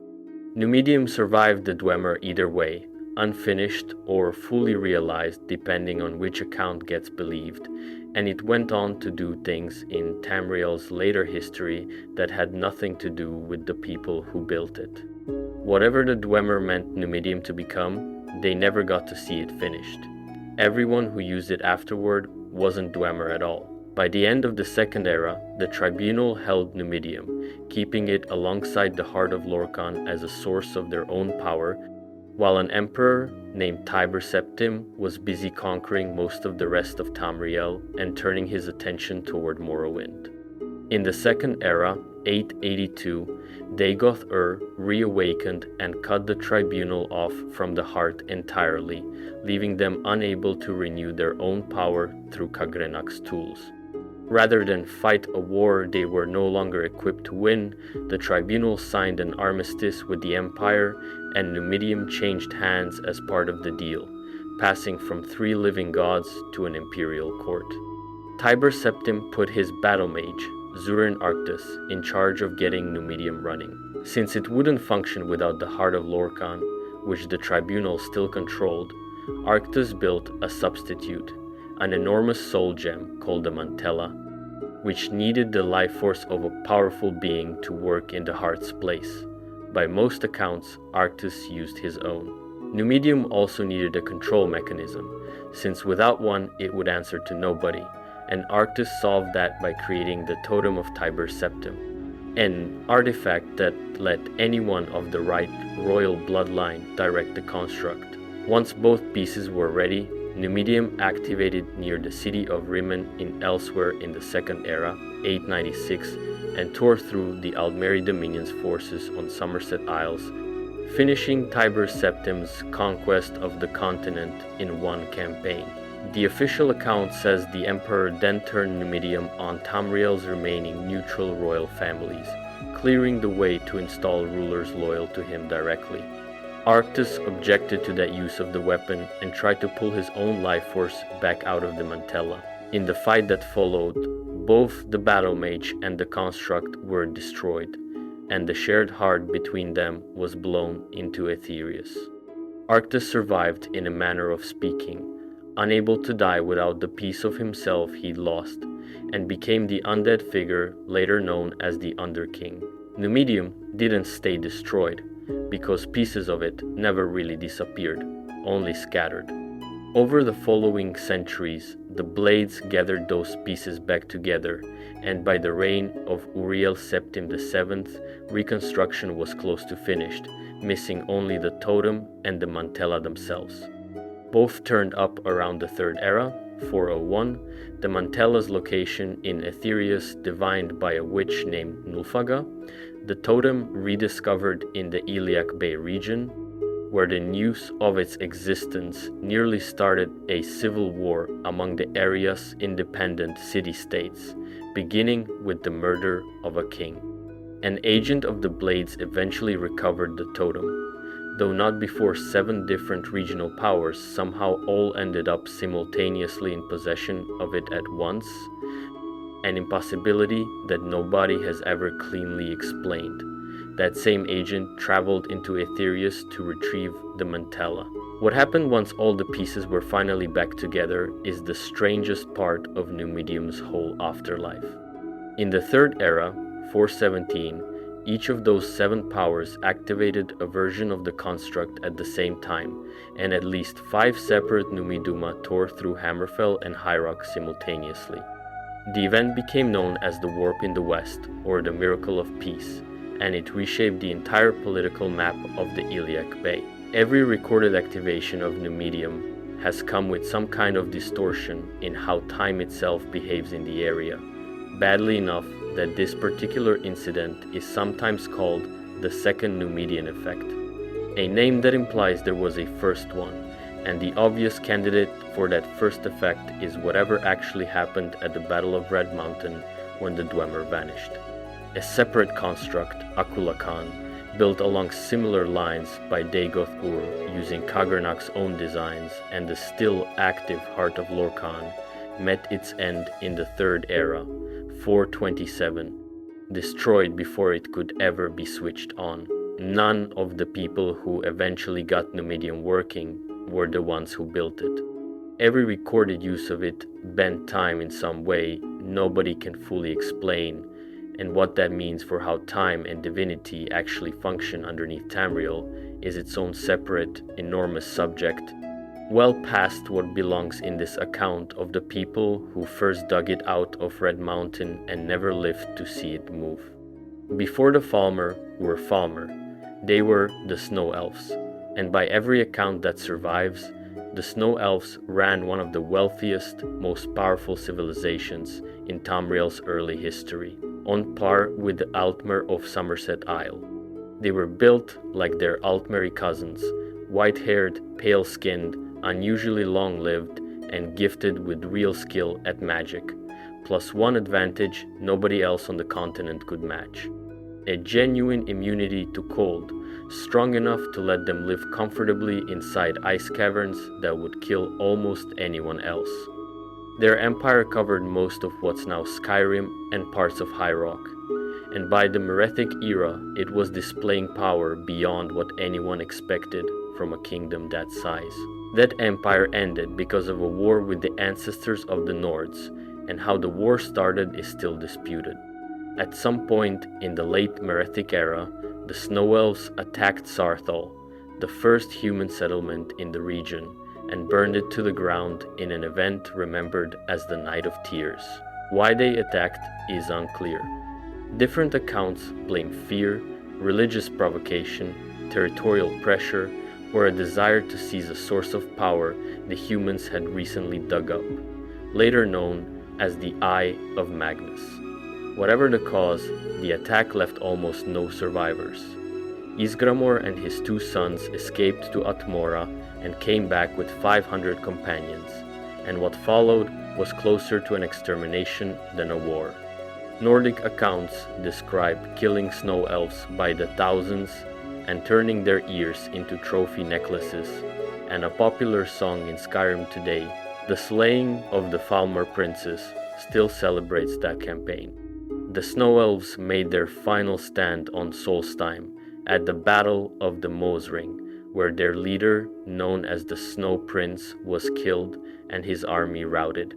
Even after that defeat, pockets of Snow Elves held on in Skyrim for generations, into the early First Era, still building. The Chantry of Oriel, one of their great architectural achievements, wasn't even finished until after the Snow Prince had already fallen. It took until the reign of High King Harald, more than a century later, for the Nords to believe they'd finally driven the last of the Snow Elves from Skyrim's borders. With their surface kingdom gone and no army left to defend them, the Snow Elves turned to the one neighbor who'd always kept a wary distance from the Nordic wars, the Dwemer, who'd stayed safe underground the entire time. The two peoples had maintained an uneasy alliance for generations, and Snow Elf legends going back that far praised Dwemer honor. So, when the survivors came asking for shelter, the Dwemer said yes. The price was their sight. The Dwemer would only take the refugees in on the condition that they eat a toxic fungus that grew in the deep caverns, and the fungus left every one of them permanently blind. What started as sanctuary turned into servitude, and servitude turned, over generations, into outright slavery. Torture chambers found in Dwemer ruins are generally believed to have been used to keep the enslaved snow elves in line during this period. Not every snow elf took the deal.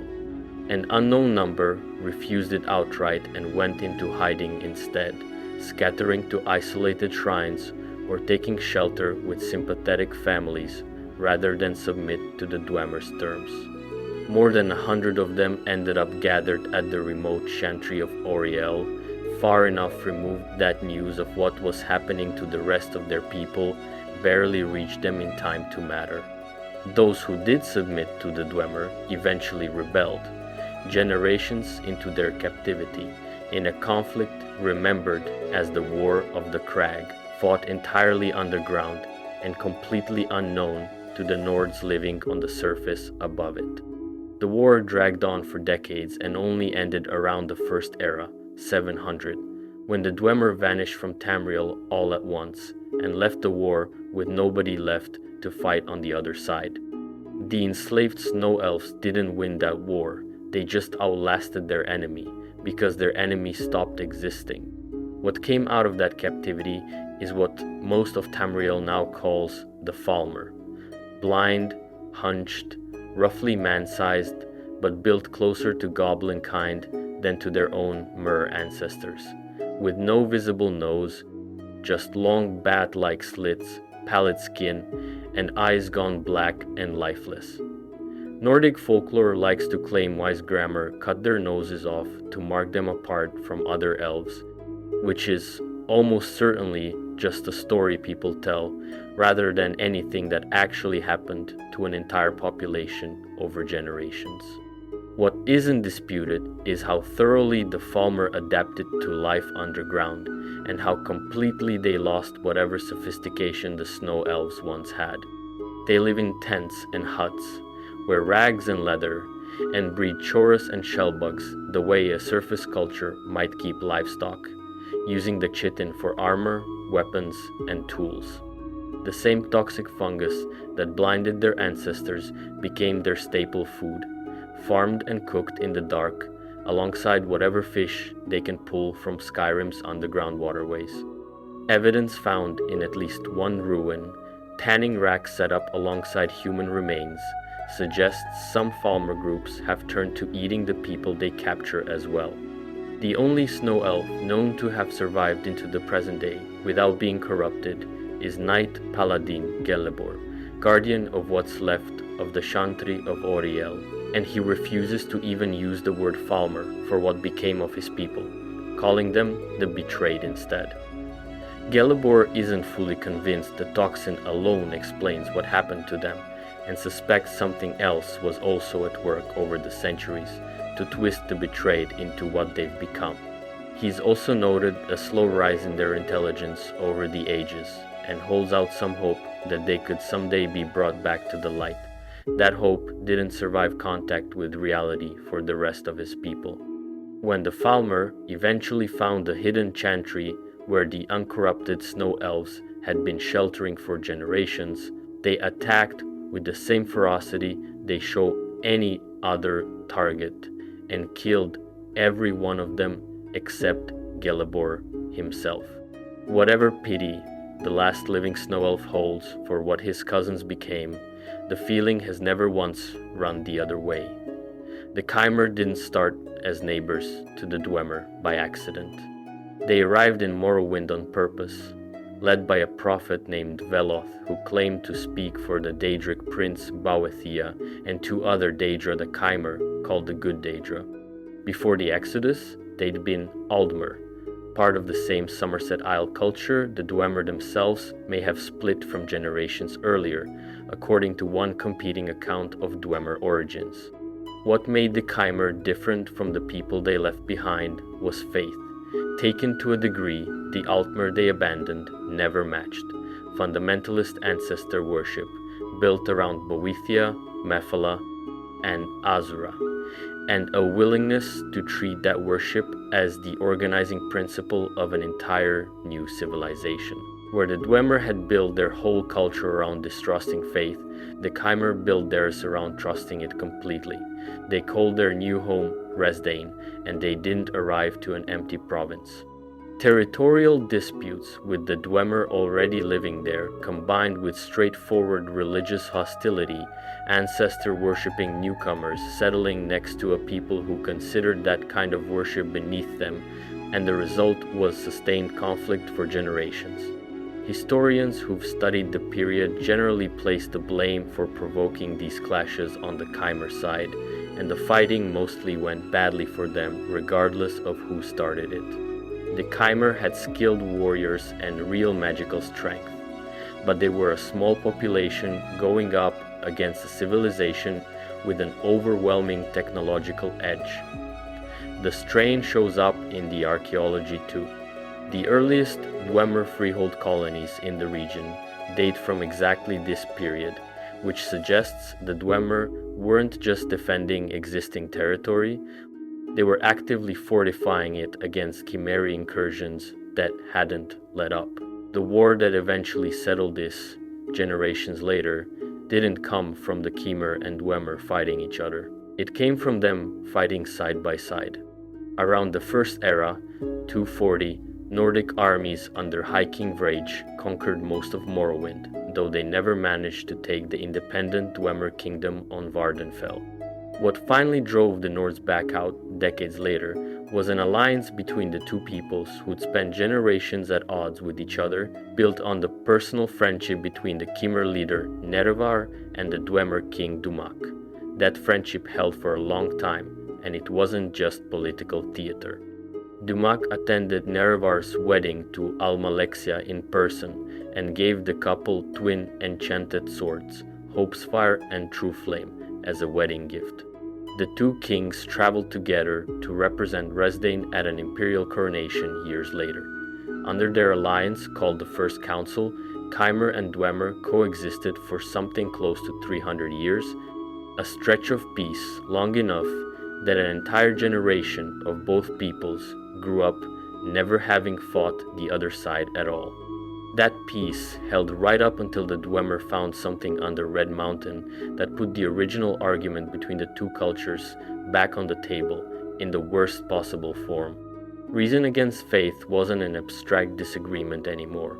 The Dwemer had decided the correct response to discovering a god's leftover heart was to build a new god out of it. To a culture built entirely around ancestor worship and reverence for the good Daedra, that wasn't just alarming. It was the exact thing the Khmer had left Somerset Isle to get away from, done by their own allies, in their own shared homeland. The friendship between Nerevar and Dumak, 300 years old by that point, wasn't strong enough to survive the discovery.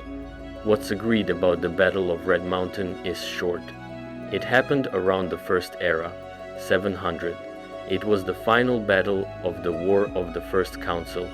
It pitted the Khmer under Nerevar against the Dwemer under Dumak, with Nords and Orcs fighting on one side or another, depending on which account gets believed. And by the time it ended, the entire Dwemer race was gone from Nirn. Past that basic shape, almost nothing about the battle is settled, and the people who study it closely tend to say so outright rather than pick a favorite version. Even the studio that built the game where most of this history first got written down has said publicly that there was never an official internal answer for what actually happened at Red Mountain. The most detailed surviving account comes from Vivek himself in a text called The Battle of Red Mountain, and is the only first-hand, substantial version anyone has. By Vivek's telling, Nerevar's forces lured the bulk of the Dwemer army out of their fortified positions and pinned them down in the open, while Nerevar took a small party, including Lord Dagoth of House Dagoth, into the Heart Chamber itself by secret means. Inside, Nerevar and Dumak fought each other directly, and both fell from their wounds. According to Vivek, it was Kagrenak, acting out of desperation once his king had fallen, who turned his tools on the heart, and every Dwemer then alive on Nirn vanished at that instant. Nerevar, dying, entrusted the recovered tools to Dagoth and had himself carried out to consult with Vivek, Almalexia, and Sota Sil. When he returned, Dagoth refused to hand the tools back, behaving strangely enough that Temple intelligence later concluded he'd somehow adopted Kagrenak's own views. Force was used. Dagoth vanished, presumed dead, and the tribunal ended up with the tools. The Temple's own public doctrine, the Hieroglypha, tells a different story from Vivek's private account, which was kept separately as hidden writing, not meant for general circulation. The Hieroglypha credits Nerevar, aided by Azura, with actively destroying the Dwemer, rather than treating their disappearance as an accident of Kagranak's own making. It also skips Kagranak's tools and the heart entirely when explaining how the tribunal became gods, crediting their divinity instead to nothing more than superhuman discipline and virtue. Ashlander tradition, passed down separately through the Apocrypha, disagrees with the Hieroglypha on a specific and important point. It explicitly places the tribunal outside the mountain when the Dwemer disappeared, not inside the heart chamber the way the official temple story implies.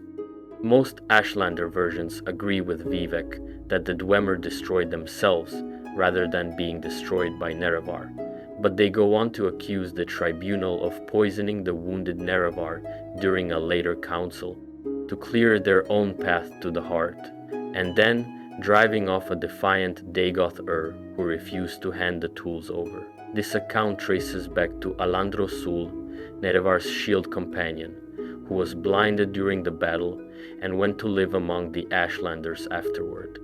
Outlander versions complicate the picture further instead of resolving it.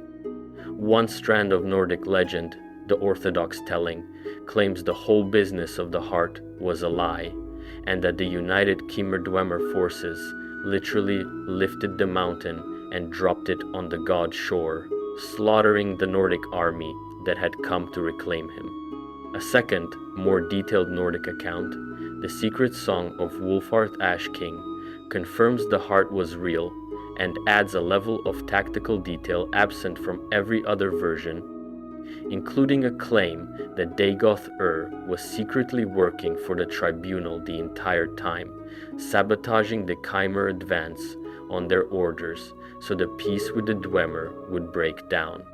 In this telling, Nerevar, Alandro Sul, and Dumak each wield one of Kagranak's tools against Wulfarth and Shor directly.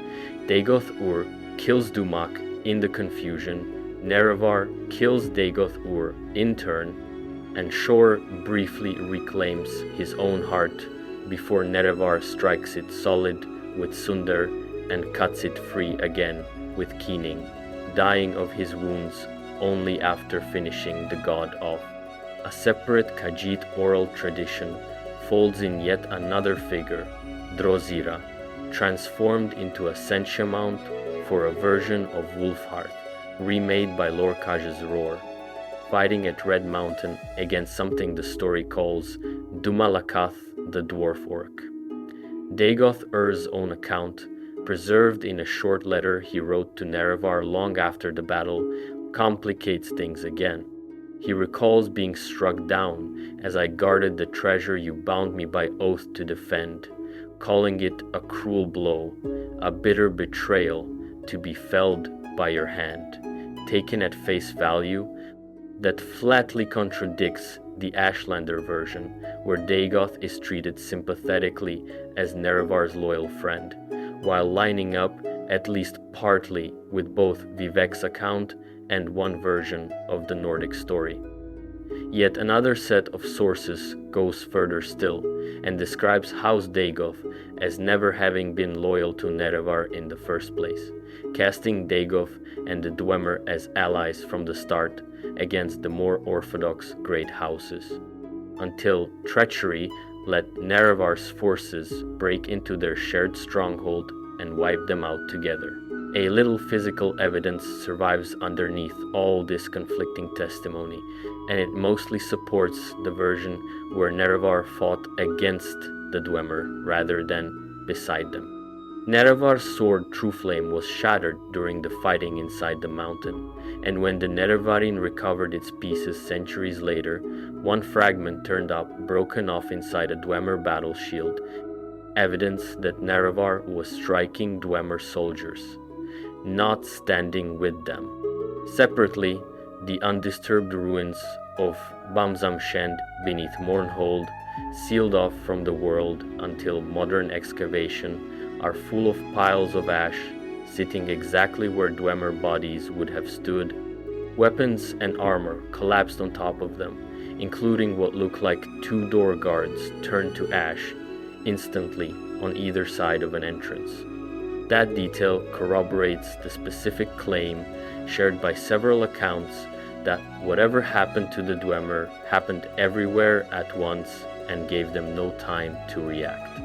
Even Vivek, in his most controversial writing, the 36th Sermon, offers a version that contradicts nearly every other account he himself gave elsewhere, that Kagrenak actually succeeded, that Numidium walked at the height of the battle and tore through the Chimer armies with enough force to create the Inner Sea, before the combined power of the newly ascended Almsivi brought it down and the Dwemer vanished as it died. Almost nothing else in the record backs that version up. Most accounts describe Numidium as never finished or activated, while the Dwemer still existed at all. None of these accounts can be reconciled into one story, and nobody who studies Morrowind's history pretends otherwise. What every version agrees on, underneath all the disagreement about betrayal and blame, is the outcome. Nerevar died of his wounds, the Dwemer disappeared completely, and 3 of Nerevar's closest companions walked away from Red Mountain with the tools that would make them into living gods. Whatever happened at Red Mountain didn't stay at Red Mountain. Dwemer disappeared that same day in Hammerfell, in Skyrim, in every colony, and outpost across 4 provinces, not just the ones fighting in the war. Nobody has ever found a Dwemer who died of old age after the First Era, 700. Nobody has found one who simply moved away and lived out a life somewhere quiet. The entire race stopped existing at what looks, from every angle the evidence allows, like the same instant, regardless of whether the individual Dwemer in question was anywhere near the battle at all. The physical evidence backs up how sudden it was. When the sealed, previously undisturbed ruins of Bamzam Shend beneath Mournhold were finally opened, explorers found piles of ash scattered through the complex exactly where people would have been standing, sitting, or working. Ash on chairs, ash in beds, ash next to weapons and armor, as though the person wearing them had simply stopped being there while the metal stayed behind. 2 of these piles sat on either side of a doorway, positioned the way a pair of guards would stand watch, suggesting whoever they'd been hadn't even had time to react to whatever was happening to them. None of this reads like combat casualties. It reads like something that reached every Dwemer, everywhere, at the same moment, regardless of what they happened to be doing when it arrived. What that something actually was depends entirely on which account gets believed, and none of them can be confirmed. The most direct explanation, and the one most sources lean toward, ties the disappearance straight to Kagrenak's tools, that using them on the heart of Lorkhan, whether by design or by accident, is what erased the Dwemer from Nirn. Centuries later, in the 4th Era, 201, a College of Winterhold researcher named Arniel Gain tried to test that link directly, obtaining keening and attempting to recreate the same conditions using a specially prepared soul gem. Arniel vanished during the experiment. Nothing about that outcome proves the original theory correct, but it's the closest anyone has come to reproducing the event on purpose, and it didn't do anything to weaken the theory either. Even within that basic frame, readings split hard on whether the tools failed or worked. One reading treats the disappearance as a catastrophic accident. Some Dwemer tonal architects warned before the fact that tampering with the heart carried unjustifiable, unpredictable risk, and this is that risk finally landing. A separate reading treats it as the opposite outcome entirely, that the Dwemer didn't die at all, that Kagrenak's project actually worked and granted his people a form of transcendence or eternal life that simply looks, from the outside and to everyone left behind, exactly like extinction. A third reading, tied more closely to Dwemer philosophy than to the mechanics of the tools, holds that the Dwemer had spent their whole civilization studying how the sacred becomes the profane, the way conjuration or Daedra worship commands something divine down into something usable, and that building a medium meant running that process backward, making something profane, themselves, into something sacred instead. Whether it was the tools themselves or simply the intention behind them that caused the extinction isn't something this reading settles either. Vivek, for his part, called it a divine sin, attempting to build a private god out of another god's remains, and treated the disappearance as the direct consequence of that sin rather than an engineering failure at all. Outside Dwemer philosophy entirely, other cultures each kept their own explanation, and they don't agree with each other any better than the technical theories do. Some Ashlander tradition credits Nerevar, working with Azura, with actively making the Dwemer disappear, using the heart itself as the instrument. A separate strand of Ashlander belief, preserved by the dissident priests and reportedly shared by the Tribunal Temple's own doctrine, holds the opposite, that the Dwemer destroyed themselves, with no help from Nerevar at all. Those two Ashlander readings flatly contradict each other on the most basic question, whether anyone did this to the Dwemer or whether the Dwemer did it to themselves, and nothing in the record settles which one is right. Khajiit tradition adds a different kind of explanation on top of both, that whatever happened involved time itself being shattered, and that everyone who has ever used Numidium since then has been operating on a version of reality nobody has fully woken up from. Vivek's own 36th sermon, treated by most other sources as an outlier, claims outright that Kagernak got Numidium working and used it against the Khmer before Almsivi struck it down together, and that the Dwemer vanished as their creation died. Nordic tradition skips all of this and blames Lorcan directly, framing the disappearance as a god's vengeance on the Dwemer for their hubris in trying to build a rival to him in the first place. A few explanations circulating today don't hold up to scrutiny at all, and it's worth being clear about which ones those are.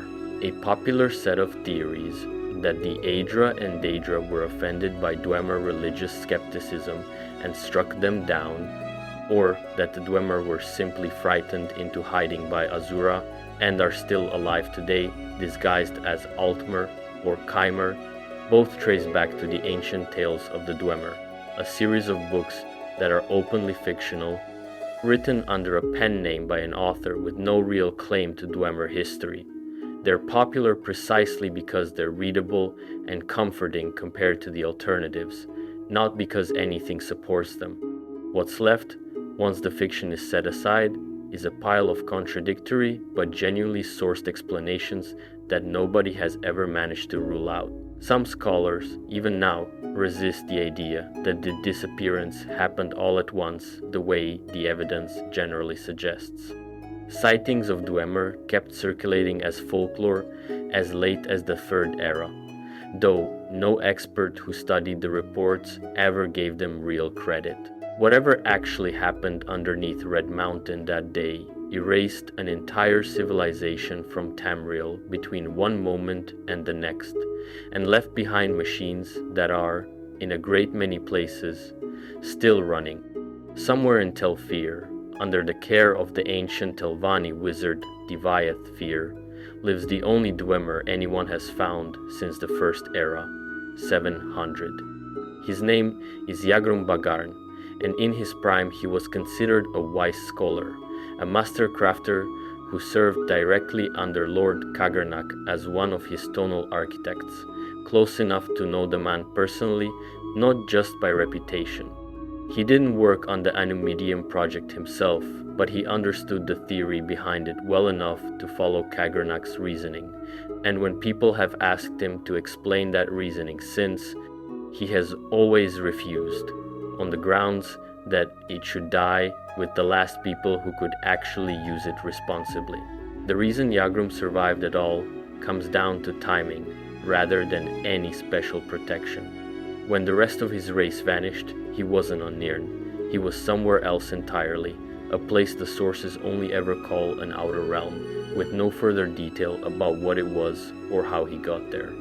He eventually made his way back to Tamriel and found his entire civilization gone, and he has spent the centuries since looking for any trace of his own people, with no success at all. A separate account adds a strange footnote to that absence.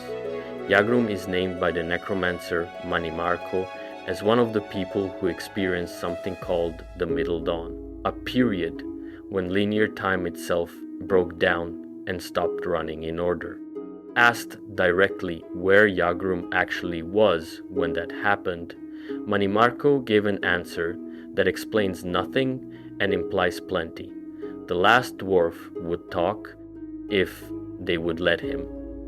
Whatever Yagrum does or doesn't know about all that, his life since returning has mostly been spent as a scholar rather than a mystery. At Divaid Fir's request, he spent years compiling centuries of his own personal notes into a catalog of significant Tamrielic artifacts, listing objects like Chrysamir, the Bow of Shadows, and the Staff of Hasidoki, alongside plenty of others he considered of comparable importance. The book went through several names and expansions as more artifacts came to Yagrum's attention, eventually settling as Tamrielic lore, and copies of it spread across Tamriel during the interregnum, giving ordinary readers a level of insight into legendary artifacts that would otherwise have taken a lifetime of separate research to gather. Yagrum's own body tells its own story about what 4,000 years of survival actually cost him. At some point, he contracted Corprus, the same wasting disease that eventually consumes anyone infected with it. It left him bloated, disfigured, and for a time, genuinely insane.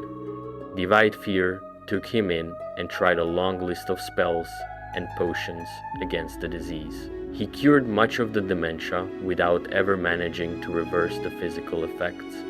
Despite that, Yagrum's memory has apparently started coming back to him in pieces over time, and he assisted Fir directly in curing the Nerevarine of the same disease during the Blight Crisis in the Third Era, 427.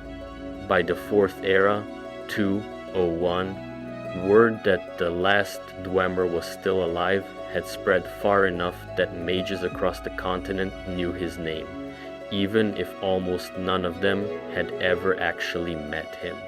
What Yagrum represents, more than what he knows, is the gap between the Dwemer's world and everyone else's understanding of it. He lived through Kagrenak's project close enough to understand the theory. He simply wasn't there for the part everyone actually wants explained, and the one Dwemer who could have shed light on the worst kept secret in Tamrielic history missed the exact moment that made it a secret in the first place. Every generation since the Dwemer disappeared has produced people determined to go into their ruins and come out with real answers, and the ruins have mostly returned the favor by keeping their secrets and keeping the people. Sulla Trebatius led a group into Ulfdand looking for treasure and was captured by Falmer. His party turned on each other in the dark before anyone escaped. A field researcher working in Zulft in the early Second Era finally worked out how the Dwemer's memory-storing orbs functioned and was trapped inside by the ruin's own guardians before anyone could rescue him. Even a master alchemist as respected as Sindirian, working a private laboratory he'd set up inside an abandoned Dwemer house in Blackreach, was eventually killed by a Dwemer construct that had simply never stopped doing its job. None of these people were careless. They were specialists, in most cases the exact right person for the work. It didn't matter. Katria is the clearest example of what that pattern looks like from the inside. She spent close to 20 years of her life raiding ruins across Skyrim, chasing a specific legend that the Dwemer had once mined a crystal called Ethereum, built an entire forge just to work it, and gone to war with each other over control of that forge before losing the site completely. Katria believed the Ethereum forge was real and spent years gathering proof. Her own apprentice took her research, published it under his own name, and left her with nothing to show for 2 decades of work except a conviction that she was right and nobody would ever believe her. She kept going anyway, alone, until an earthquake in the ruins of Arkentams opened the ground under her feet and killed her. She didn't stay gone. In the specific way Dwemer ruins tend to keep people around. Her ghost remained in Arkentams, still fixated on the same unfinished proof. And when a later adventurer came through the same ruin decades afterward, Katria's spirit met them, warned them off, and then, when they refused to turn back, decided to help instead. She guided them through the same tonal locks and earthquake traps that had killed her, pointed them toward the Ethereum shard she'd never lived to recover, and stayed with them as they tracked down the remaining pieces scattered across the other city-states that had fought over the forge in the first place. When they finally reached the Ethereum forge itself and got past its guardian, a dwarven centurion known as the Forge Master, Katria's long search ended the only way it was ever going to, with someone else finishing the work and her own spirit finally allowed to rest. She got her proof, she just didn't get to be alive for it. Calcelmo represents the other end of the same pattern, the version where nobody dies, but nobody gets a clean answer either. He has spent his entire adult life beneath Markarth, working through the same stone and the same ruins, and after decades of serious scholarship, he has a body of published work, a stone that functions as a real linguistic key, and still no complete translation of the language the stone is written in. He isn't a failure by any reasonable measure. He is simply proof that persistence and genuine expertise, applied for an entire career, gets a person closer to the Dwemer without ever actually arriving. Between Katria's death and Calcelmo's slow, incomplete progress sits most of what actually happens to people who go looking for real answers in Dwemer ruins. Some don't come back at all, and the ones who do spend a lifetime getting only part way there. Sotasil didn't start out mechanical. He was born Chimer in a small, comfortable town called Ald Sota, the son of minor nobility with a mother, a sister, and by his own later account, a happy childhood spent around fish ponds and flower gardens. That ended in his young adulthood when the Daedric prince Mairunes Dagon destroyed the town outright and killed everyone in it except Sotasil himself, saved in the attack by Vivek. He carried the name of a house that no longer existed for the rest of his life, and the destruction of Ald Sotha is generally treated as the root of both his lifelong hostility toward the Daedra and the slow, withdrawn detachment that defined him later on. Long before any of that mattered to the wider world, Sotha Sil served as one of Nerevar's closest teachers. He worked alongside Vivek as an advisor during the years of the First Council. It was through that alliance that he got his first real exposure to Dwemer engineering. King Dumak gifted him a wing of the Dwemer city Kemelze as a token of friendship between their two peoples. And Sotasil used the space to study how Nirn's living things actually functioned, working out ways to replicate them in metal and stored energy.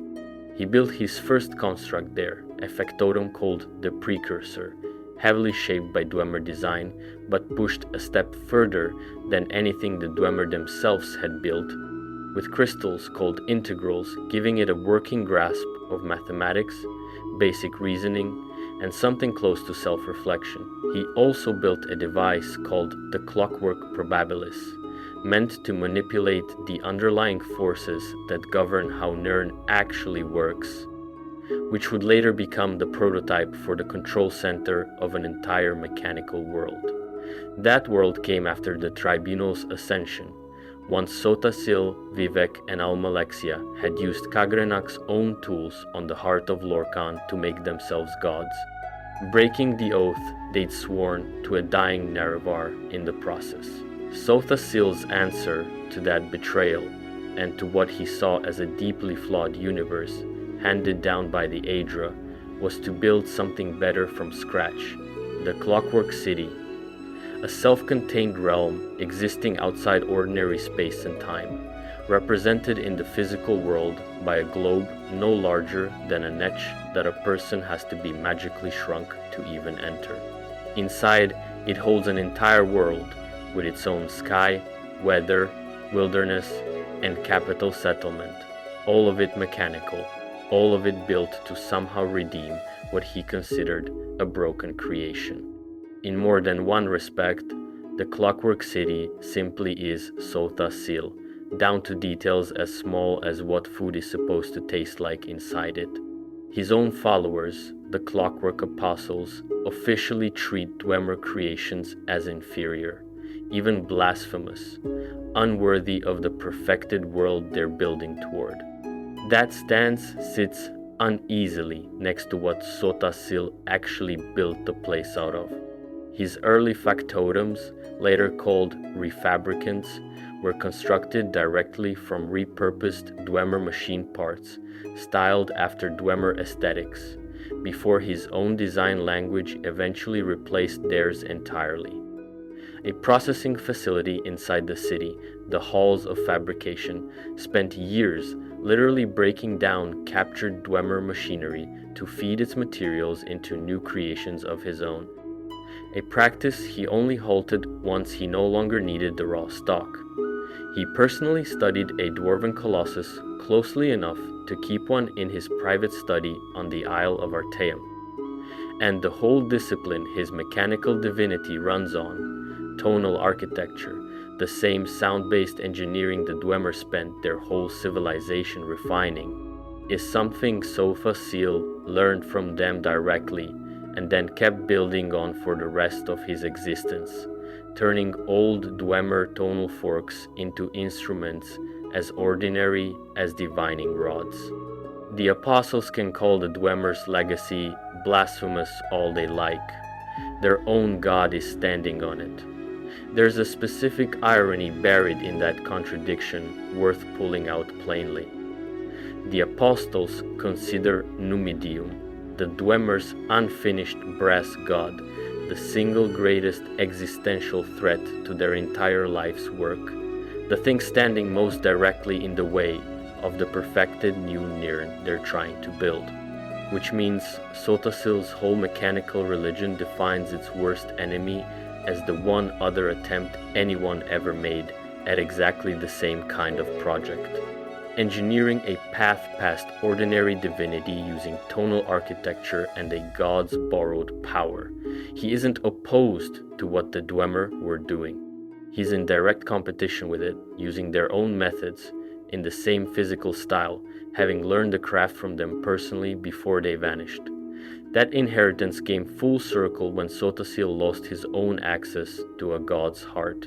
In the Second Era, 882, Dagoth-Ur cut the tribunal off from the real heart of Lorkhan, and Sothasil's response was to build a replacement, the Mechanical Heart, a mechanical replica meant to power the Clockwork City forever once it was finished. It didn't come together smoothly. The replacement heart grew unstable during its early development, dangerously enough that Sothasil built his own variant of Kagranak's tools specifically to control, shape, or dismantle it if the project went wrong, the exact same category of surgical instrument Kagranak had designed 4,000 years earlier for the exact same category of problem. He hid those tools separately across Nirn as a precaution and sealed the developing heart deep inside his city's control center under heavy guard. The mechanical heart finally finished construction in the Fourth Era, 207 years after Sothasil's own death at Almalexia's hands, completed by his own machines working without him, exactly as he'd built them to do. A civilization that refused to worship any god, wiped out trying to build one, left behind a discipline and a set of tools thorough enough that a single grieving survivor of a Daedric massacre could pick up the same methods centuries later and finish something close to what they'd started.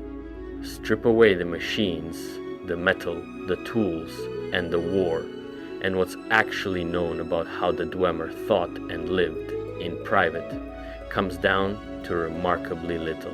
Whether they worshipped anything is still an open question. Whether they had a religion at all, in any sense the word normally carries, is described by the people who study it as one of the hardest puzzles in the whole field, and after everything else covered here, that's worth sitting with plainly, rather than resolving into something neater than it is.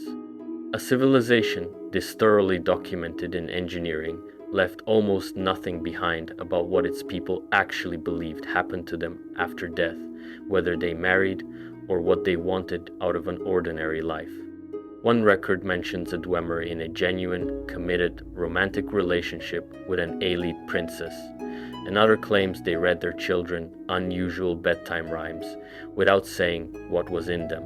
There's no evidence they kept pets of any kind, not dogs, not anything else.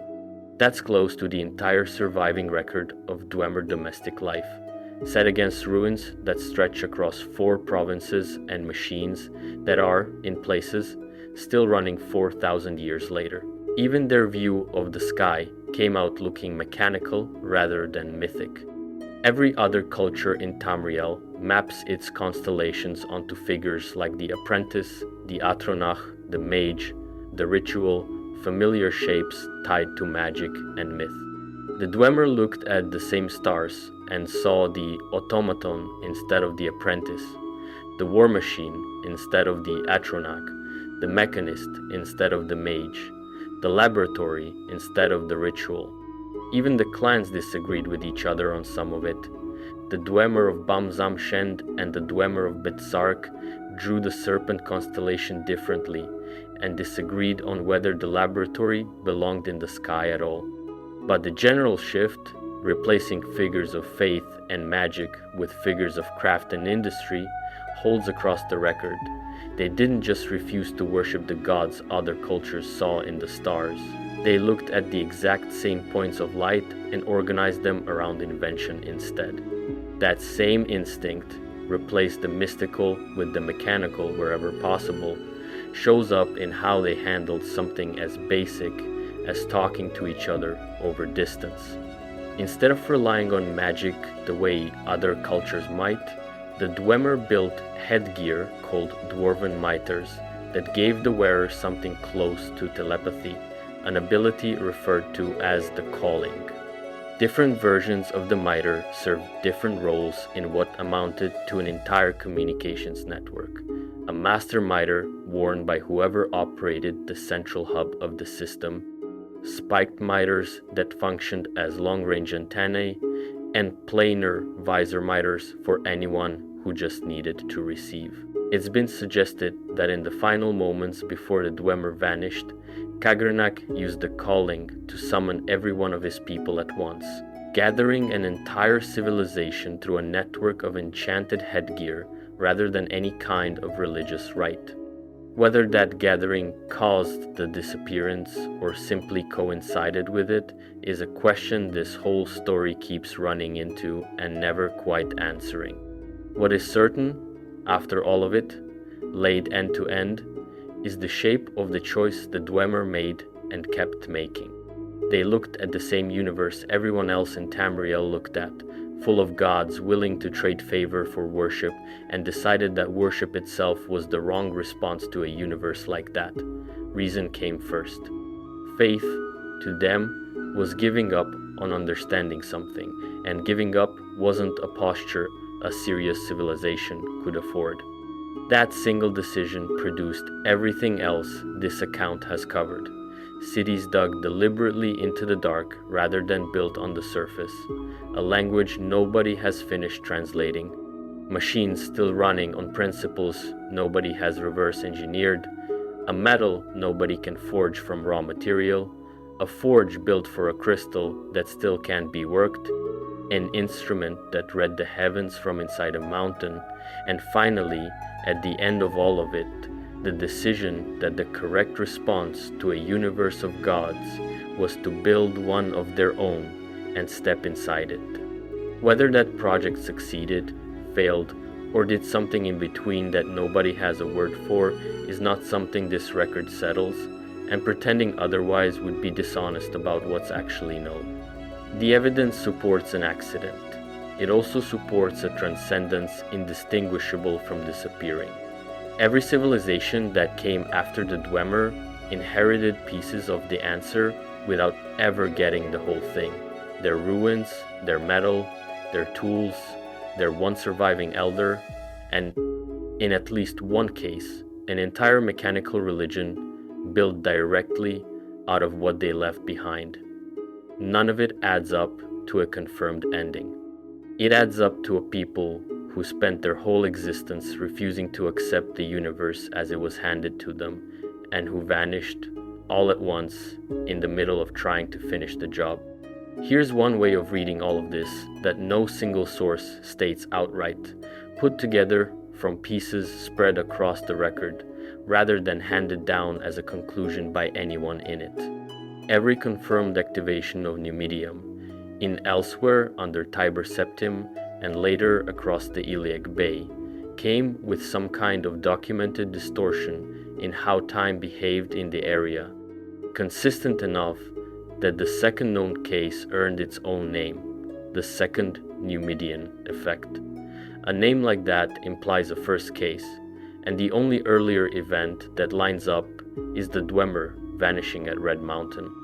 Separately, in ordinary Dwemer ruins with no connection to Numidium at all, objects that should have decayed over 4,000 years simply haven't, which the sources themselves explain by guessing at some kind of device, still running, still holding decay back from anything nearby.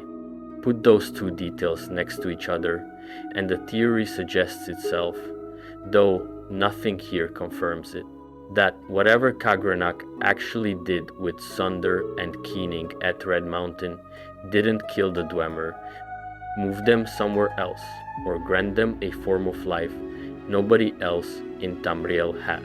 It pulled them sideways out of ordinary time, the same way Numidium has pulled everything around it sideways every time it's been switched on since. Their machines might still run because time simply doesn't reach them the way it reaches everything else nearby. Their books might not age for the same reason. The Dwemer themselves might not be gone in the way a dead person is gone. They might be somewhere the rest of Tamriel's clock doesn't reach, in the one place a whole civilization spent its final centuries trying to prove was reachable at all. That's speculation, built from putting two documented effects side by side, not something any source states directly, and it's worth being honest that nothing in the record rules it out or confirms it either.